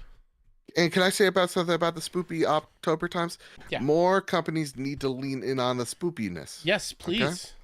Okay? Like I really feel like they should all be scary games. This like Weird West, I think is at least creepy, a little unsettling. Yeah. A little bizarre even. Like I like this. Callisto, Weird West, great picks. Real quick. If you were to build your October spoopy PS Plus essential games, what would it be? Ooh, great question. Anyone I could get, right? Pick 3. It doesn't have to fit the normal formula too with like one indie, whatever. Just whatever you want. I would get a Resident Evil game in there. Since it has to be like a year-ish old, it would be like Resident Evil, I think, Village. Let's do. I was gonna say 2. Let's do Village. Are you gonna say 2? I was gonna say 2. Or how about one that didn't sell great? Resident Evil 3 remake. Okay. Right. The next one I would get. Let's make it a little indie game, and I know it's already in here. Or no, actually, no. This is great. Cult of the Lamb. Okay. That would be the indie game, right? Okay. And then for the last one, listen, if I said Bloodborne, it'd be so like you'd roll your goddamn eyes. Plus, The it's already been last offered, one, so you can't. okay. Oh yeah, it's already been offered. Yeah. The last one would be Doom Ooh. Eternal. Okay. Yeah, because there's a lot of variety there. There's a lot of Yeah. Yeah. Yeah. scares, Mm-hmm. a lot of tears, Mm-hmm. and a lot of your cult eating poop. Fair. It's very true. What about you? I would also go with the RE game. I was thinking Okay. 2 or 3. Game that came out I think last year. Put Signalis in there. I've heard Ooh, nothing but excellent great things pick. about Excellent pick. Signalis. Yeah. And then as far as the third one, what about Love. you say Love? What about? Oh, okay. Man, what's another horror game? Why am I blank? Oh, I don't know. Outlast. Ooh, that's a good one. Yeah. That's a good one. Yeah. I like it. All right, Kyle. Here's a little segment that we like to call Review Roundup. That's a I don't know why I did that. Here is the review roundup of Assassin's Creed Mirage. We got an 8 from VGC. Assassin's Creed Mirage is a short, sharp trip through a blood-soaked streets of Baghdad. A welcome return to the series' roots. Mirage is a breath of fresh air in the endless sea of open-world action-adventure games. An 8 from Easy Allies. Assassin's Creed Mirage is a strong return to the original identity of the series. The increased emphasis of stealth encourages you to get more invested in your surroundings, while streamlined equipment options and shortened length ensure Basim doesn't wear out his welcome. Open combat and story aren't anything particularly special, but learning about Baghdad continues to be the series' tradition of celebrating different time periods. With multiple Assassin's Creed projects in the works, hopefully Ubisoft embraces its intimate focus of Mirage. And a 7.5 from Destructoid. Words escape me tonight. When Mirage is at its best, it's an entertaining experience. But between those moments, repetitiveness really starts to weigh down. The middle part of the game is a bit hard to get through just because of how boring it gets. For those looking for a purer return to form for the original Assassin's Creed games, you're going to love it. Okay. I've played a bit of the few early hours of it so far. Code provided. Code provided by Ubisoft. Shout out to them. I am very much leaning towards the Easy Allies review I'm very happy to see Ubisoft take a title like Assassin's Creed and do sometimes different things with it, right? Like turn it into like this RPG. I really loved Odyssey. It's my favorite Assassin's Creed. Actually, there is a question about it, so I'll hang back on it a bit. But I love to see them go, you know what? But we know our older fans really love this type of stealth-based combat and, running through rooftops and all that. I'm really loving the movement of Mirage so far. Running from rooftop to rooftop, I felt like in Valhalla was a bit of a slog in terms of like it being too sticky. I would run into the wrong things I didn't mean to run into, or like parkour on objects I didn't really mean to parkour, and then like I'm stuck on hanging on a ledge. Same even with Odyssey, a game that I really enjoyed. I love seeing the verticality here being explored in Mirage, and it feeling just fluid to traverse. So again, shout out to them. The combat is something that I was never a big fan of in the original series, but maybe it is by playing games and really loving them, like the Arkham or your like your Ghost of Tsushima's. That the combat here, actually, I'm jiving with a whole lot. Okay. So the stealth elements, yeah, this definitely feels like an Assassin's Creed game, the likes of, for lack of better words, like a Unity, but without the baggage of a Unity. So back to like the Ezio days. Unity was the French setting. No, I know, but I'm saying, oh, is it back even further, closer to like the Ezio trilogy? Yeah, it feels like it's the Ezio trilogy, or the Ezio era, but without it feeling like it's a game trapped in the mid 2000s. Fair. No, that's music to my ears. Yeah, it's really solid. There is a problem though with Bassam. I do agree with folks. If you didn't play Valhalla, you're going to be kind of confused with him. So I would have liked to this is who Bassam is. Akin to like what we got from Jedi Survivors. Like, here's the story up until this point. So far, okay. Yeah, like a story so far element. So there is a bridging gap from Valhalla to Mirage. Yes. Interesting. Kind of, sort of. Yes. Okay. So, yeah, I'm enjoying it. I'm gonna need to put more hours into it. So you can expect more of our impressions then. But a good question from Green Gorilla Gamer writes in, sup boys, your boy is sadly sick, and I've been so damn busy I haven't been able to stream, so I'm falling behind on my schedule before Spidey 2 releases. That said, I'm stoked to hear on Cast Co-op that you lost 38 pounds, Joe. Thank you. And sorry for the upcoming story. Don't worry, I'm going to bleep it. So I'm proud of you, bro. That is awesome. My question for you guys is about AC Mirage and about the long-running franchise. I haven't touched one of these games since Black Flag, and that's it. I love playing some of them, just probably next year, LOL. But I'm curious which ones you think are the best. Please, everyone else chime in too. Between Valhalla and Unity, Origins, and Brotherhood, there's a lot of these games that I'm curious how you both feel about them all. How do you rank them, and where do you stand up against Mirage? With that being said, I'm off to keep working. I might take a sick day pretty here soon. Cough, cough, cough. This sucks. Listen, take it for October 20th. Absolutely. Hashtag 16 days until Spider-Man 2, which is how old I was when the first game came out. Goddamn, we are old and he is young. And he says, hashtag symbolic plats are not true plats. I'm with Luke and Ains on this one. Well, you're on the wrong side of history. And so was Luke's grandpa in World War II. But, whoa. Anyway. Coming out with the left hook out of nowhere. That's right.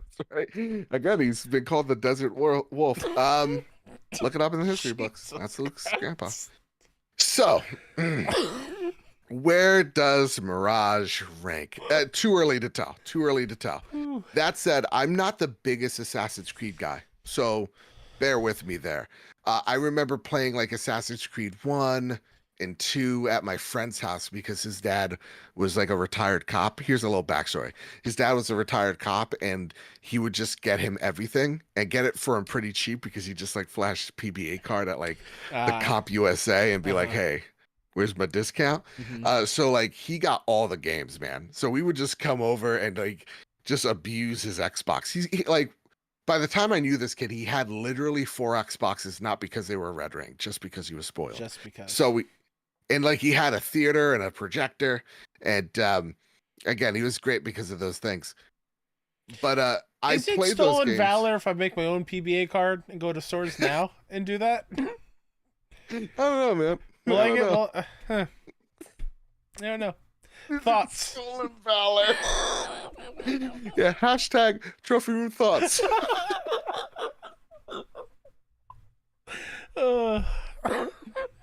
But Black Flag was my favorite before Odyssey. And Odyssey is now my favorite Assassin's Creed game. Love Black Flag because I love pirates. I love ship combat. So Mirage could be up there. I just gotta see where the story takes me. But so far so good. And I haven't run into any of the glitches or bugs that I've seen some people go, this person doesn't have a face. Nothing of that yet. I will say the facial animation on some of these characters or textures, not the best. Fair. Not the best. But the city itself is gorgeous. So I will say, as far as like my favorite ACs, I love the Ezio trilogy. Like I think it doesn't get any better than that trio. So 2, Revelations, and Brotherhood, I love those. shout out to Syndicate, which I never finished, but I loved that one because of the setting. Yes. Like the steam steampunk there's actual like steam trains Industrial or whatever. Industrial stuff, thank you. That's in London. Plus with Evie and Jacob being like the two playable assassins are really cool. Evie was great. I Evie remember was her great. love interest being like, please just stab me in the eyes. You're falling for this guy. Yeah. Okay. And like from what I played of Odyssey, I really dug. Origins is also really good. But yeah, Cassandra kicked me twice in the teeth. As somebody that's tried to go back and play Black Flag like somewhat recently, doesn't hold up a whole lot. Okay. So I don't know if you want to dive into that one first, but I think the older, smaller, quote unquote, focused Ezio games I think are a good way to start. Yeah. And then, you know, get into the bigger, gigantic open world, hundreds of hours type of games that the other ones are. Yeah. Odyssey, amazing. But yeah, I would say start with the Ezio trilogy because I'm pretty sure you could play those on PS4. Pretty sure. Yeah, I think they're also on Switch and everything. There's a whole collection too. They're all bundled together. Yeah. Okay. Cool. All right, Kyle. It's time for another segment called What You Been Playing? What you been playing? Kyle, it says here you've beaten a game called Mortal Kombat Juan. Yeah, I did. Tell me about it. So I finished the invasions mode. Did everything I could there, trophy-wise. There is one trophy that says beaten Titan enemy. I don't think there's any Titan enemy that's been in the game yet, so yeah. And then I hopped straight into the story, and let me tell you, Joe, the story is, I think roughly, it took me like 6 hours. Okay. But it kind of flew by. It is a fun, blockbuster kind of action story. Like, I could totally see this being the live action movie that we got a few years ago. I like that movie a lot. Yeah, I did too. I thought it was a great time. It's got like, it's not gonna blow your socks off, but it is fun, and the way that it ends is very, very cool and fan servicey. Okay. So the whole thing with this new Mortal Kombat is like multiple timelines or whatever. So I won't spoil everything, but there is one where, you know, other versions of characters come in at the end. And one of my favorite ones that I encountered was the name of the character was John Connor. And you might be thinking, oh, Terminator? No. It was Johnny Cage cross Shao Kahn. And his name was John Connor. And I was like, oh, that's really cool. So there's a lot of real fun things like that in it, and it doesn't take itself too seriously. All right. And a lot of references to other characters that aren't in the game. So I'm wondering if they are being planned to kind of be worked in as playable stuff. Yeah. So it is a great time. If you love Mortal Kombat, I would say play it for the story because it is super, super fun. All right. And it's a really great way to get your hands behind other characters. Like, you don't focus in on one. Like, you play through a whole bunch of them, which is really, really cool. I think this is a Black Friday game. I think this is what I pick up on Black Friday. Sweet. Yeah, 2 for 1 for sure. Mm-hmm. Kyle, what's this Everhood you've been playing? So Everhood is a game that I've heard a friend of the show and co-founder of 6-1 Indie with me, Mike Towdrow.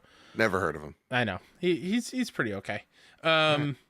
He's been talking up this game Everhood for a while now. It was previously only on Steam or PC game.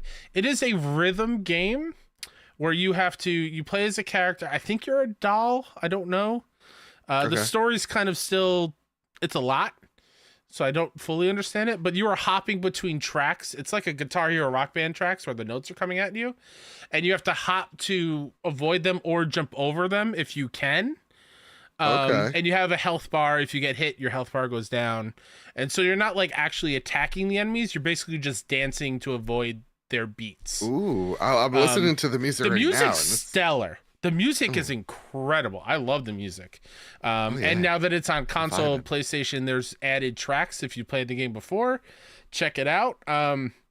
The track, quote unquote, rhythm gameplay is not my favorite thing. It's a little too stiff. And and it's very trippy. There's some very trippy visuals and things that happen very early on. It's very synth vibes. It's very synth vibes.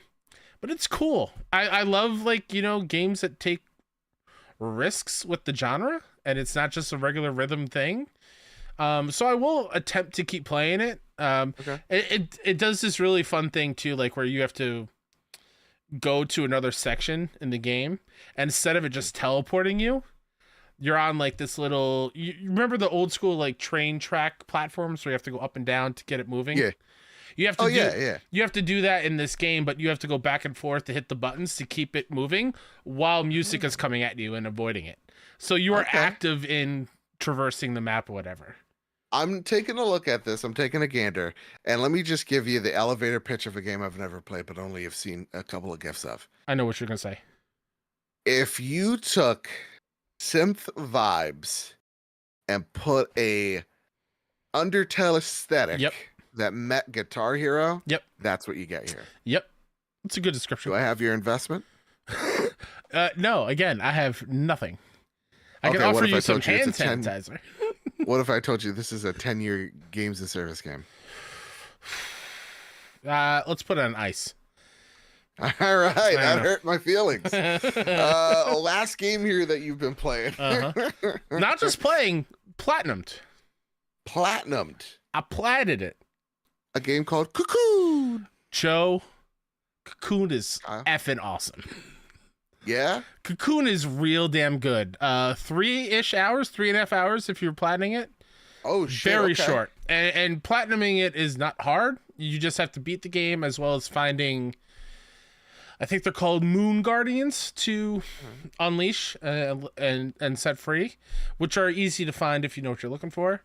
One of the smartest puzzle games I've ever played. From one of the makers of Limbo and Inside. Why am I blanking on their name? I'll look it up while you describe the game. It's not Undead Labs. Play Undead? I forgot what the studio name is. You talk about this game. I'll look it up. The story is like, there's no dialogue or anything, so it's all like, take what you will from it. But you play as this little, insect creature, soldier, coming out of a cocoon. And the whole thing is you collecting or you hopping into these orbs, which are complete worlds, and you hop into the world, unlock your path forward to get to your end goal. And which again, it's very obtuse and story wise, but everything is so like intuitive and presented to you in a way for you to figure it out based on what you were seeing on the screen. Yeah. Right? Like you start the game and then you're in it. Like there's no tutorial. They don't tell you any of the buttons, but it's literally all you do is move and press X. Those are the only things you need to know. And then you will learn based on the situations or, trying to get through the path forward. And then eventually it turns into like a nesting doll situation where like you are hopping into one world and bringing another world with you to leave in that world that you hopped in, to then hop back out and then go into another world. Something that's happening in the world that's nested all the way inside is going to unlock something that's above. Yo, dog, I heard you like worlds. Exactly, dude. All these like really cool orbs that are different enough and give you different skills once you master and beat the boss. Bosses are super fun. And again, like you pick up on what you need to do very quickly. And it's just like, it's beautiful. The music's great. I've never, like, this is the smartest I felt playing a puzzle game since Portal. Ooh. Where like everything just clicks and like you're in it. You see the code. Until you get later on and things get kind of tough trying to figure out the puzzles. So I want to say the game designer / director of Cocoon, Jep Carlson, who also is a former lead gameplay designer at Playdead. That's the Limbo and Inside. Kyle, you'd be happy to know that I've also been playing this game. Ooh. And I just learned that I'm a third of the way in and I'm really digging it. Yeah, right? Yeah. Because I think the thing that Cocoon does the best And this is when video games to me are at their best. Mm-hmm. Is when they show you and they don't tell you. Yeah. They show you exactly what you need to do, and you have that sense of accomplishment, like you solved it yourself. You didn't need your hand to be held. I love when games do that. Yep. And Cocoon is very much like that. Like the first 5 minutes, I'm like, is all I'm doing is pressing X? Like, and then there's some platforms where like it worked a little bit. I'm like, oh wait, I gotta hold down. Mm-hmm. Like there are some devices that help guide me through the world. I'm like, oh, okay, so I need to go here. Yeah. And then like when you get to the puzzle elements, even like the boss fights that when you unleash those guardians, Yeah. they're tough as shit. The first one got me down like easily 24 times. Not to brag, I didn't die once. You know. Oh, okay, tough guy. So you know, it's a really fun time. It's great, and it is really smart. I got it because it's a puzzle game, and I need to train my brain more on those things. But I'm enjoying it a great deall. I might plan it as well. Please follow what his name's Jep. Yep, Jep. Follow Jep G-S-R-J-E-P-P. on Twitter and social media, because Jep is dropping like his thought process on designing the game, and it's really, really cool to see his insight into what is a very heady game to kind of wrap your brain around, like how he made this. And I saw one the other day, which I really, really love, is that every screen you are on, everything that you can do is clearly presented to you. You are never lost on the screen. Like you see all of your options in front of you. You see a place where you can drop a world, an orb. You can see all the other paths, north, south, east, west. You see other sigils and stuff that you might have to activate later on, or areas of interest. Like everything is like visually being told to you on the screen at once. So it's very accessible in that right. One of the year's best games. So please go check it out. I think it's like absolutely $20, $25. Yeah. Well worth it. It's a good time. Worth it. Dewane Raksha writes in, gentlemen, I hope you're both doing well. I'm doing fantastic, Dewane. Oh my goodness. A question for Joe. Will you dip back into Diablo 4 for season 2 following the changes coming out of the live stream part 1, which happened this morning? I don't know. All I can say right now is no. It's just too much, but maybe next year I will, because the platinum is like 20 hours away. I know I could do it. But right now they took a lot of the goodwill that first month and just threw it out the window. It's a really damn shame. Question for Kyle. Who is your MK1 main and why? Ooh, great question. I've also shelved the game. I'm very close to the platinum. Oh, really? But a lot of it is very grindy, and I don't feel like grinding it out right now. Fair. Like you have to master 5 cameo characters, and the XP you get for each is so small. Minimal. Like I don't feel like doing this right now. I played through Invasions with Baraka. Okay. Just because I like his knife blades, forearm blades. But playing through the story, I think my favorite was... I love Kenshi. Kenshi's pretty dope. The blind samurai warrior. Okay. He was pretty fun. And Johnny Cage is really, really fun to play too. I don't usually play with Johnny. And I just thought when you said Baraka, I was like, I got knives for hands. They're jutting out of my forearms. I'm going to slice dice.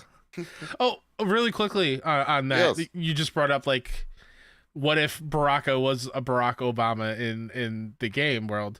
And one of my favorite things about the story is taking characters that we knew and switch them up. Like in this one, Raiden is the student. Right. He is not like the lightning god, right? Kung Lao is not, this wizened fighter. He's a young kid who's just trying to survive. Liu Kang is the god. He is the Raiden character. And to see like Molina and Katana, switch up roles, and Sindel. Molina and Katana. Oh, damn love those kids. And having my name's Baraka. And today, together we're going to take down who's the big guy name again? Shao Kahn. Well, like in that end, Shao Kahn is just like a general. Sindel is in charge of Outworld, and like Reptile having a brand new Sindell's gone too far. Sindell's pretty awesome. So yeah, I just wanted to point out like the seeing characters in different lights is pretty cool too. Hey Kyle, I just want to know if you're holding on to something. I am. My Loki Steelbook. Ooh. Season 1, baby. Season 2 starts tomorrow. I know. I'm just happy really Disney Plus is doing like Steelbooks. It's like, oh wow, we actually need to make more money WandaVision's off on these order, things. but that's coming in December, I think. Fair. Those are two. I think those are the. They have That and Mandalorian Moon ones. Yes, yeah. I But- saw the Mandos. Yeah. Yeah. Ooh, temptation. Prepare the drop. Here are the latest steals and deals. Sorry. Coming to the PlayStation storefront on October 2nd. Blinken's Folly on PS5, PS4. Treepang 2 on PS5. On October 4. Oh, what is this word? October 3rd, by the way. What did I say? 4th. You were a day Sorry, ahead. that's my birthday.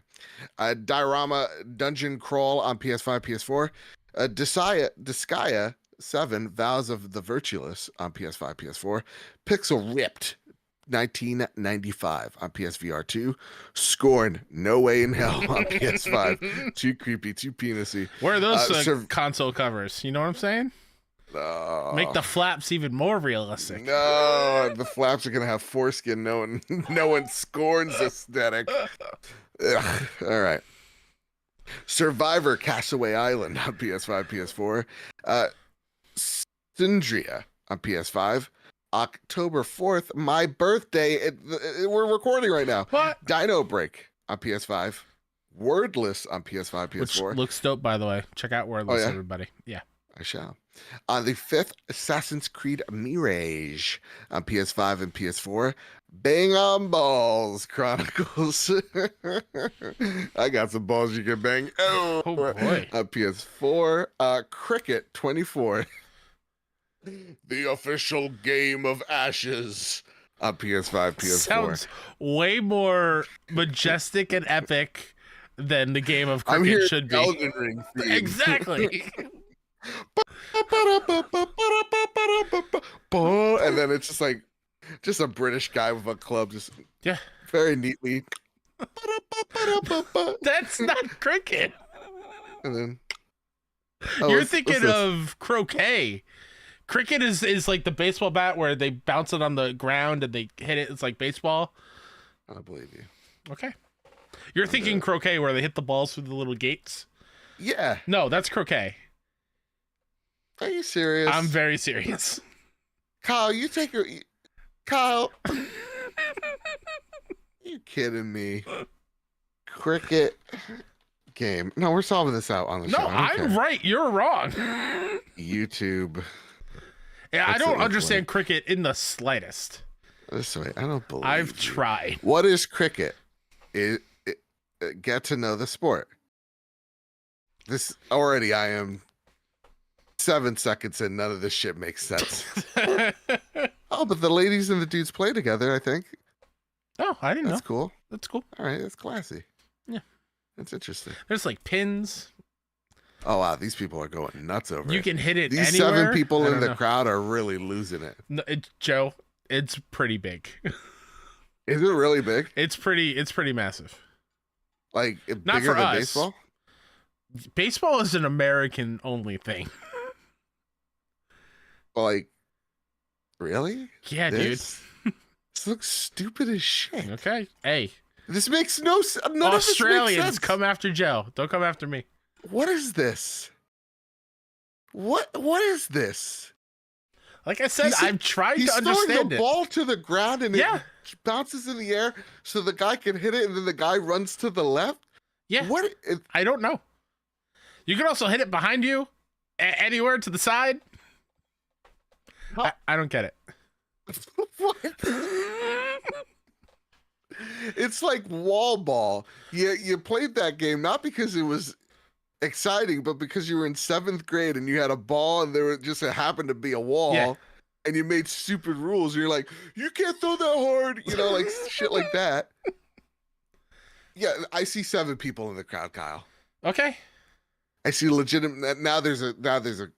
I think those are all CG, but like this is not real. Thank goodness we could clear that up for the folks at home. King versus Giant, the Knight Broken versus Giant. Excalibur. What's that? Knight versus Knight Giant. versus Yeah, Giant. yeah. Sorry. Broken Excalibur on PS5. Lord Winklebottom investigates. And Joe, let me tell you a little bit about Lord Winklebottom Investigates. Oh boy. You think like, what in the world is this game? Right. What if I tell you this is a 1920s murder mystery point and click adventure, Holy shit. but you play as a dashing giraffe detective? Guys, when I say it's not like a humanoid giraffe. No, it's a legit giraffe in a suit and a top hat with a smoking pipe. And I think his Watson is a hippo. What I like about this is that the giraffe is wearing trousers. So Yes. they have, but not shoes. The No. hooves are still there. No. Because if you put shoes on a giraffe, that would be silly. Well, yeah, why? What's the point? Game of the year. NHL 24 on PS5, PS4. Sword Art Online, The Last Recollection on PS5, PS4. Sunshine Manor on PS5, PS4. The Sisters 2, Road to Fame on PS5 and PS4. All right, there you go. Those are all the games coming out this week. Again, I'm going to be playing the shit out of Assassin's Creed Mirage. Gonna love it. Big Sam.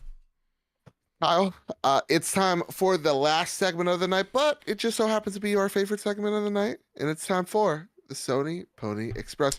Yeehaw! That's right, cowboy. You want to read the questions for the night, sir? I absolutely can. First one comes up from Brody. What's up, guys? My question for this week is, What up? how are you guys feeling about the Rebirth content gameplay that's been surfacing? Are you guys excited about the synergy combat experience?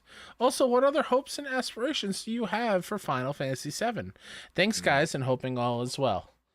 Brody, I can't contain my excitement. I cannot wait. I'm already at the point where I don't want to see any more. Okay. Even though I know for a fact we're going to get another huge trailer, probably at Game Awards. Yep. I think the synergy combat stuff is super cool and how you can use multiple characters. I love how you can have preset parties and switch on the fly before getting into combat. Visuals are awesome. The map looks exactly like I want it to be, super open and lots of things to do. Some bit of a controversy like this week with the name of the cat. Why? It's hard to explain. It's like the thing where you read a character's name in a book and the way you say it, you find out it's been mispronounced. You're mispronouncing it all along. So Square Enix came out and officially said like, this is how you pronounce it. And it's Kate Sith, which is how I always said it. But it's a Gaelic name and you say it Cat Seath, Cat something like that. Okay. And a lot of people are upset, which is fine, but it was like everywhere on Twitter. Really? That's the upset? I could not escape it yesterday. That's where the rage is at? I guess. Because it's Kate Seth? I guess. Or Cat Seath? I don't know. I forgot what it is. My apologies. Yeah. If that ruined your day, you got a pretty great life or a pretty sad life you get to pick. But I show me everything. And finding out like there is going to be an FF7 panel at Comic-Con, New York Comic-Con, where the voice actors are there, and it's hosted by Matthew Mercer, who is Critical Role, but he's also the voice of Ganondorf this year. Right. And he's voicing Vincent, I'm pretty sure, in this game. So that should be fun. So I assume we'll get some more info there. But give me all the things. I got my deluxe edition pre-ordered, so I can get 2 steelbooks. I'm ready. I got my trucker hat from GameStop. I'm ready to go. Sweet. That's right. When I pick up AC at Best Buy, I'm getting a canvas print. Is the pre-order bonus there? Like, that's a weird thing to give away, but that's fine. Weird. Just give me a steelbook. That's all I want. Yeah, that's all I really need, honestly. No, I'm excited for Final Fantasy VII. Kyle, can I come here for a second? I am now starting to think maybe I play the original before. I know last week you were like, no, I'm going to wait. I don't want to be tainted. But here's the thing. Now that I know, and I forgot to put this on the breaking news, but now that I know that, like, first and foremost, the PlayStation Remote Play, the PlayStation Portal, there you go. Yeah. The remote player, already sold out in Japan. It's actually sold out on Amazon US. It looks like when people like complain on things on Twitter, it's not real. That's why like y'all just. I got my pre-order in. Got my pre-order in. Thank you. That was my treat yourself birthday gift. Yeah, it was. You know, I'm in. So I'm like, maybe that's the thing I play on. Oh, real quick. Another little bit of Flash news. The Deep Earth collection, DualSense controllers and the plates are also live. PS Direct, and I got mine through GameStop. Oh, okay. And I think Amazon also has them right now, but it seems like most retailers probably have them. So, okay, cool. That was from the last State of Play. So you got that silver one, the volcanic red, and what do they call the blue? Cobalt blue. Cobalt blue. Yeah. Yeah. Oh, here it is. Yeah. Ooh, sterling silver. They're real pretty. Yeah. PS5 looks pretty cool in that those blue plates. Yeah, this I'm copping this blue. Yeah, the blue's pretty sweet. Yeah, just pre-ordered it. I don't have any. Next question before I make it more. Ghettoberry writes in, "Hey guys, hope you're well. As I'm going through a bout of insomnia, I lay in bed swimming in thoughts. Oh, I've been there, Ghettoberry. Then I think about 3D. How is that a thing? Whoa. Let's get in it, Ghettoberry. Yeah. We all went through a phase where 3D films were popular back around the 2010s. Same thing happened to games with the Nintendo 3DS, and in this case, the PS3. Sony went down the 3D rabbit hole, having a bevy of its games being playable in 3D. Even I played Assassin's Creed 3 solely through 3D lens. Whoa. Sony even went as far as releasing the PlayStation 3D display TV unit, designed purely for 3D gaming. Don't you have that? Yeah. That's my second monitor. Yeah, that's crazy. It still works, and it's still a good monitor. Yeah, 3D TVs were a necessity back then, so what happened? I get it. It wasn't for everyone. Dizziness, motion sickness, and often wearing those big nerdy glasses were all off-putting.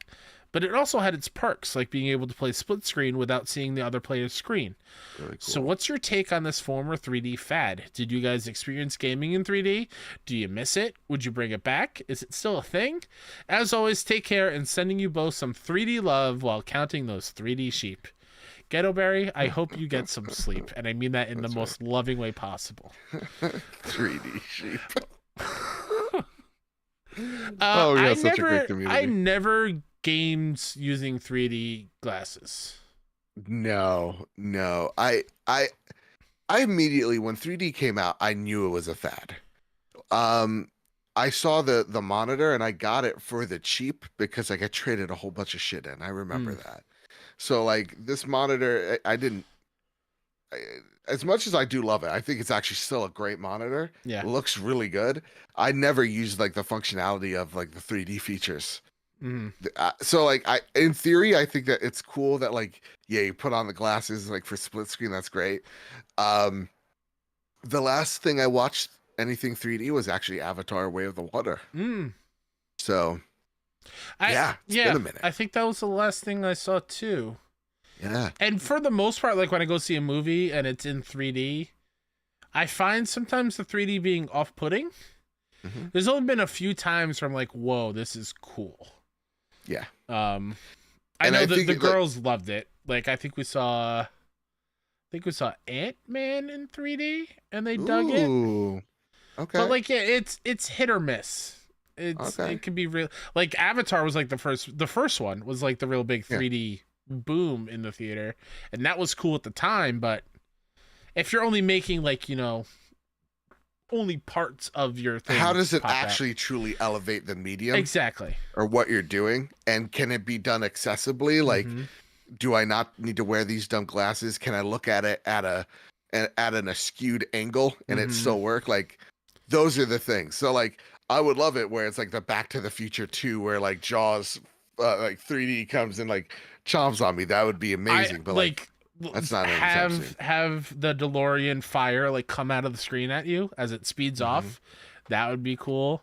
I Bro, think real talk, I'd fucking if I saw that. I cream my jeans, dude. there are some like Christmas Carol in 3D with like the snow falling. That's pretty cool. Yes, Joe. I saw a DeLorean in real life while I was picking up bagels for the family this weekend. Yeah. And did I follow that man for a block? And did I take out my phone and start taking pictures of that vehicle? Yes, I did. Oh boy. Yes, I did. That's crazy. Sorry. You crazy. I'm sorry. Anything else? No, that's it. Savoy Prime writes in, hey fellas, long-time listener, long-time fan. Here's my question. Why did The Last of Us not get a sequel? Listen here, Savoy. It didn't get a sequel. It got a part 2. Yeah, it got a part 2. Boom. Roasted. It's a continuation. And That's you true. just sponsored last week the Last of Us 2 appreciation segment. Why are you going back on your word? Yeah. What are you, a coward? Maybe...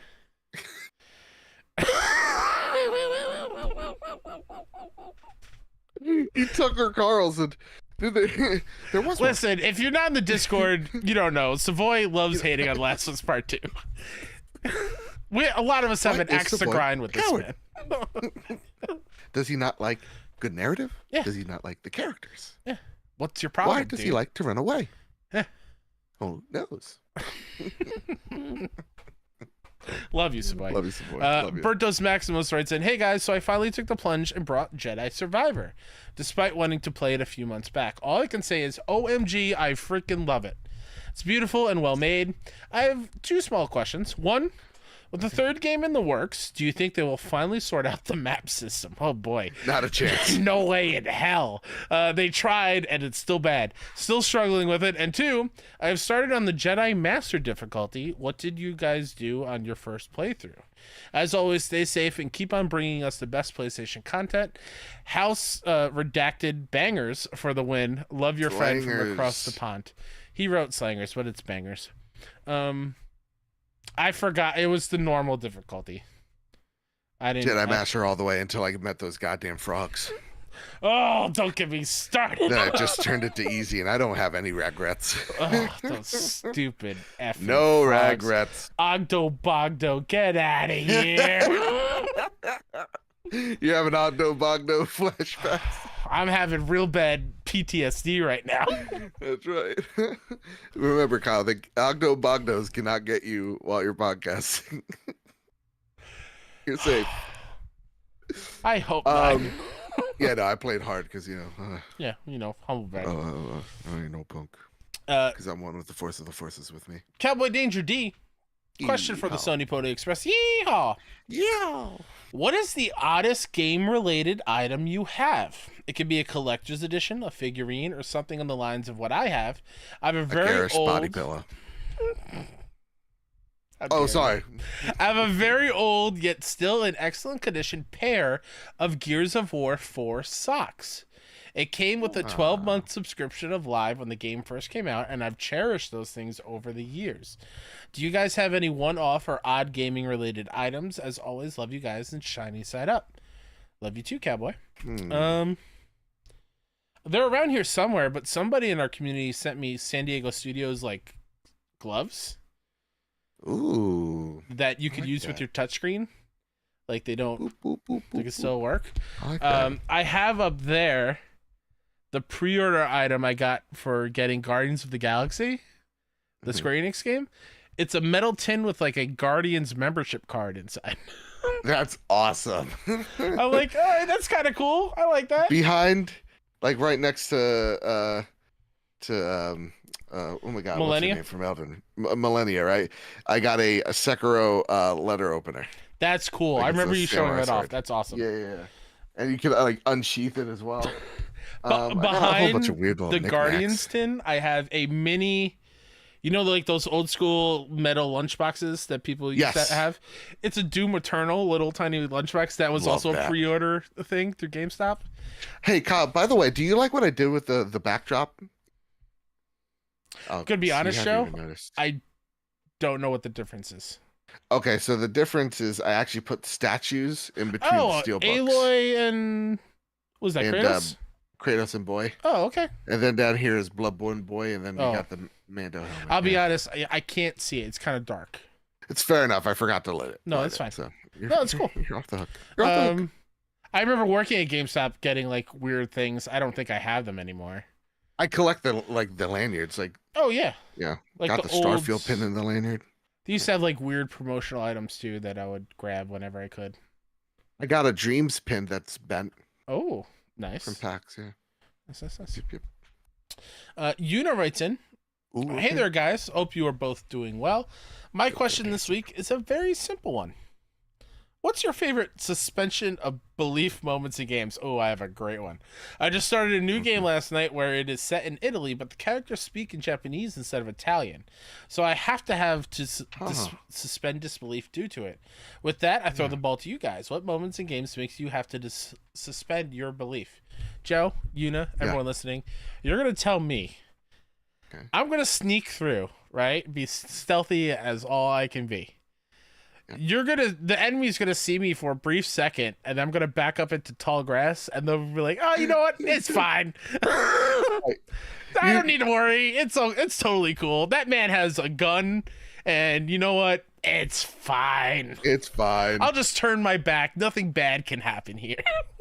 Or like when like you kill a guy, right? Like in a stealth mission, and then like you just like pull him over to some tall grass and like, where'd he go? Yeah. Oh. Where's Fred? It's like you wouldn't call. Like, hey, Fred was supposed to be here. You can't tell on your patrol that when you come back, that guy is not there anymore?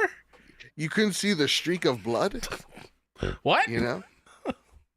You can't say like, oh, like that white bald guy has been the waiter, the security guard.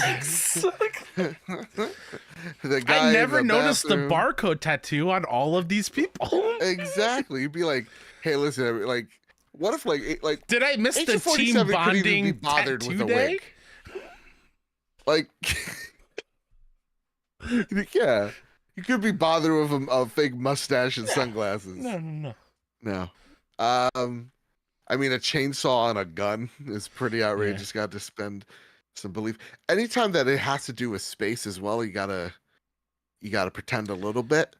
Sure. Because the vacuum of space, explosions in space, like that don't make sense. Also, fall damage. Just in general, how is Leon jumping out of a 4-story building and being totally fine? I mean, he kicked a boulder. You know? You're going to tell me he's going to parry a chainsaw with a knife? Knife and a Glock? Okay. Come on, Leon. Okay. What are you doing? You're going to roundhouse kick this dude's head off his body? Get out of here. You're going to tell me I'm going to run into 19 consecutive bear traps and I'm not even going to limp once? And in fact, in the next 2 hours, I'm going to do like 8 somersaults and land right on my shins. Okay. Wow, this enemy, I've seen him before. I've killed him 18,000 times. Why do they all look the same? Yeah, I don't know. Down to the same clothing. It's weird. Yeah. Or like when you're pulling like a mob in any type of game, and you're like, there's like a guy like 50 yards away, but he gets like, you can hear and see the reaction. You know what I mean? Yeah. You can hear some tussling. He doesn't come to help. He's just standing in the line. Why is this letter telling me the combination to this very highly guarded safe just laying right here on this table? It's very not okay to keep this information. What is this, safe. a Mar-a-Lago bathroom? Why are all these classified documents just strewn about? You know? Oh my god. Reward me. That's a hilarious joke. That's very good. That's really funny. Holy shit. Just collectibles in general is another good one. Just like who had time to hide these Doom dolls all over the hell? What's going on? Get a little fist bump. Whose job is that to hide collectibles in the world of games? I don't know. Which, like, you know, aside from, you know, joking around disbelief in games, I saw a TikTok of the world's highest paying job for the least amount of work, but the work is crazy. Apparently, I think, who was it in our community that actually does it? I forgot their name. I'm so sorry. But it's a job where, like, you go to the towers and replace the light bulbs at the top. Oh, that's... And according to this TikTok, I don't know if it's the same for everybody, but it's like for one day of work, it's like $100,000 because of how unsafe and dangerous it is. Because it's dangerous and like so many people are afraid of heights. Exactly. Yep. It takes like 4 crane hours to operators, climb same. all the way up to replace one light bulb once a year, and then you have to come all the way down. But that shit is scary. Worth it. Yeah. I mean, if I was in shape, I'd think about it. Yeah. I'll drive a Tesla. Well, who knows? Drive it. M9 Prime writes in, if you could choose one game to get a remaster or remake, what would it be? What improvements would you like? I personally would love to see a GTA 4 remaster with all the online trophies stripped out and all the DLC included. God, isn't that something? That would be kind of cool. Any game that has multiplayer trophies, what were you doing? What were you thinking? Get out of here. Get out of here. Except for like It's a great question. 1. Those were fun trophies. Yeah. I don't want to say Bloodborne because again, cliche on it, but like, yes. I'm thinking remake wise. Oh, I'm getting my Star Ocean 2. Yeah. So I'll just take another PS1 great and bring it back. Where's my Brave Fencer Musashi remaster / remake? Ooh, that's a great question. I would love that. I don't know what the improvements would be, but it would be cool.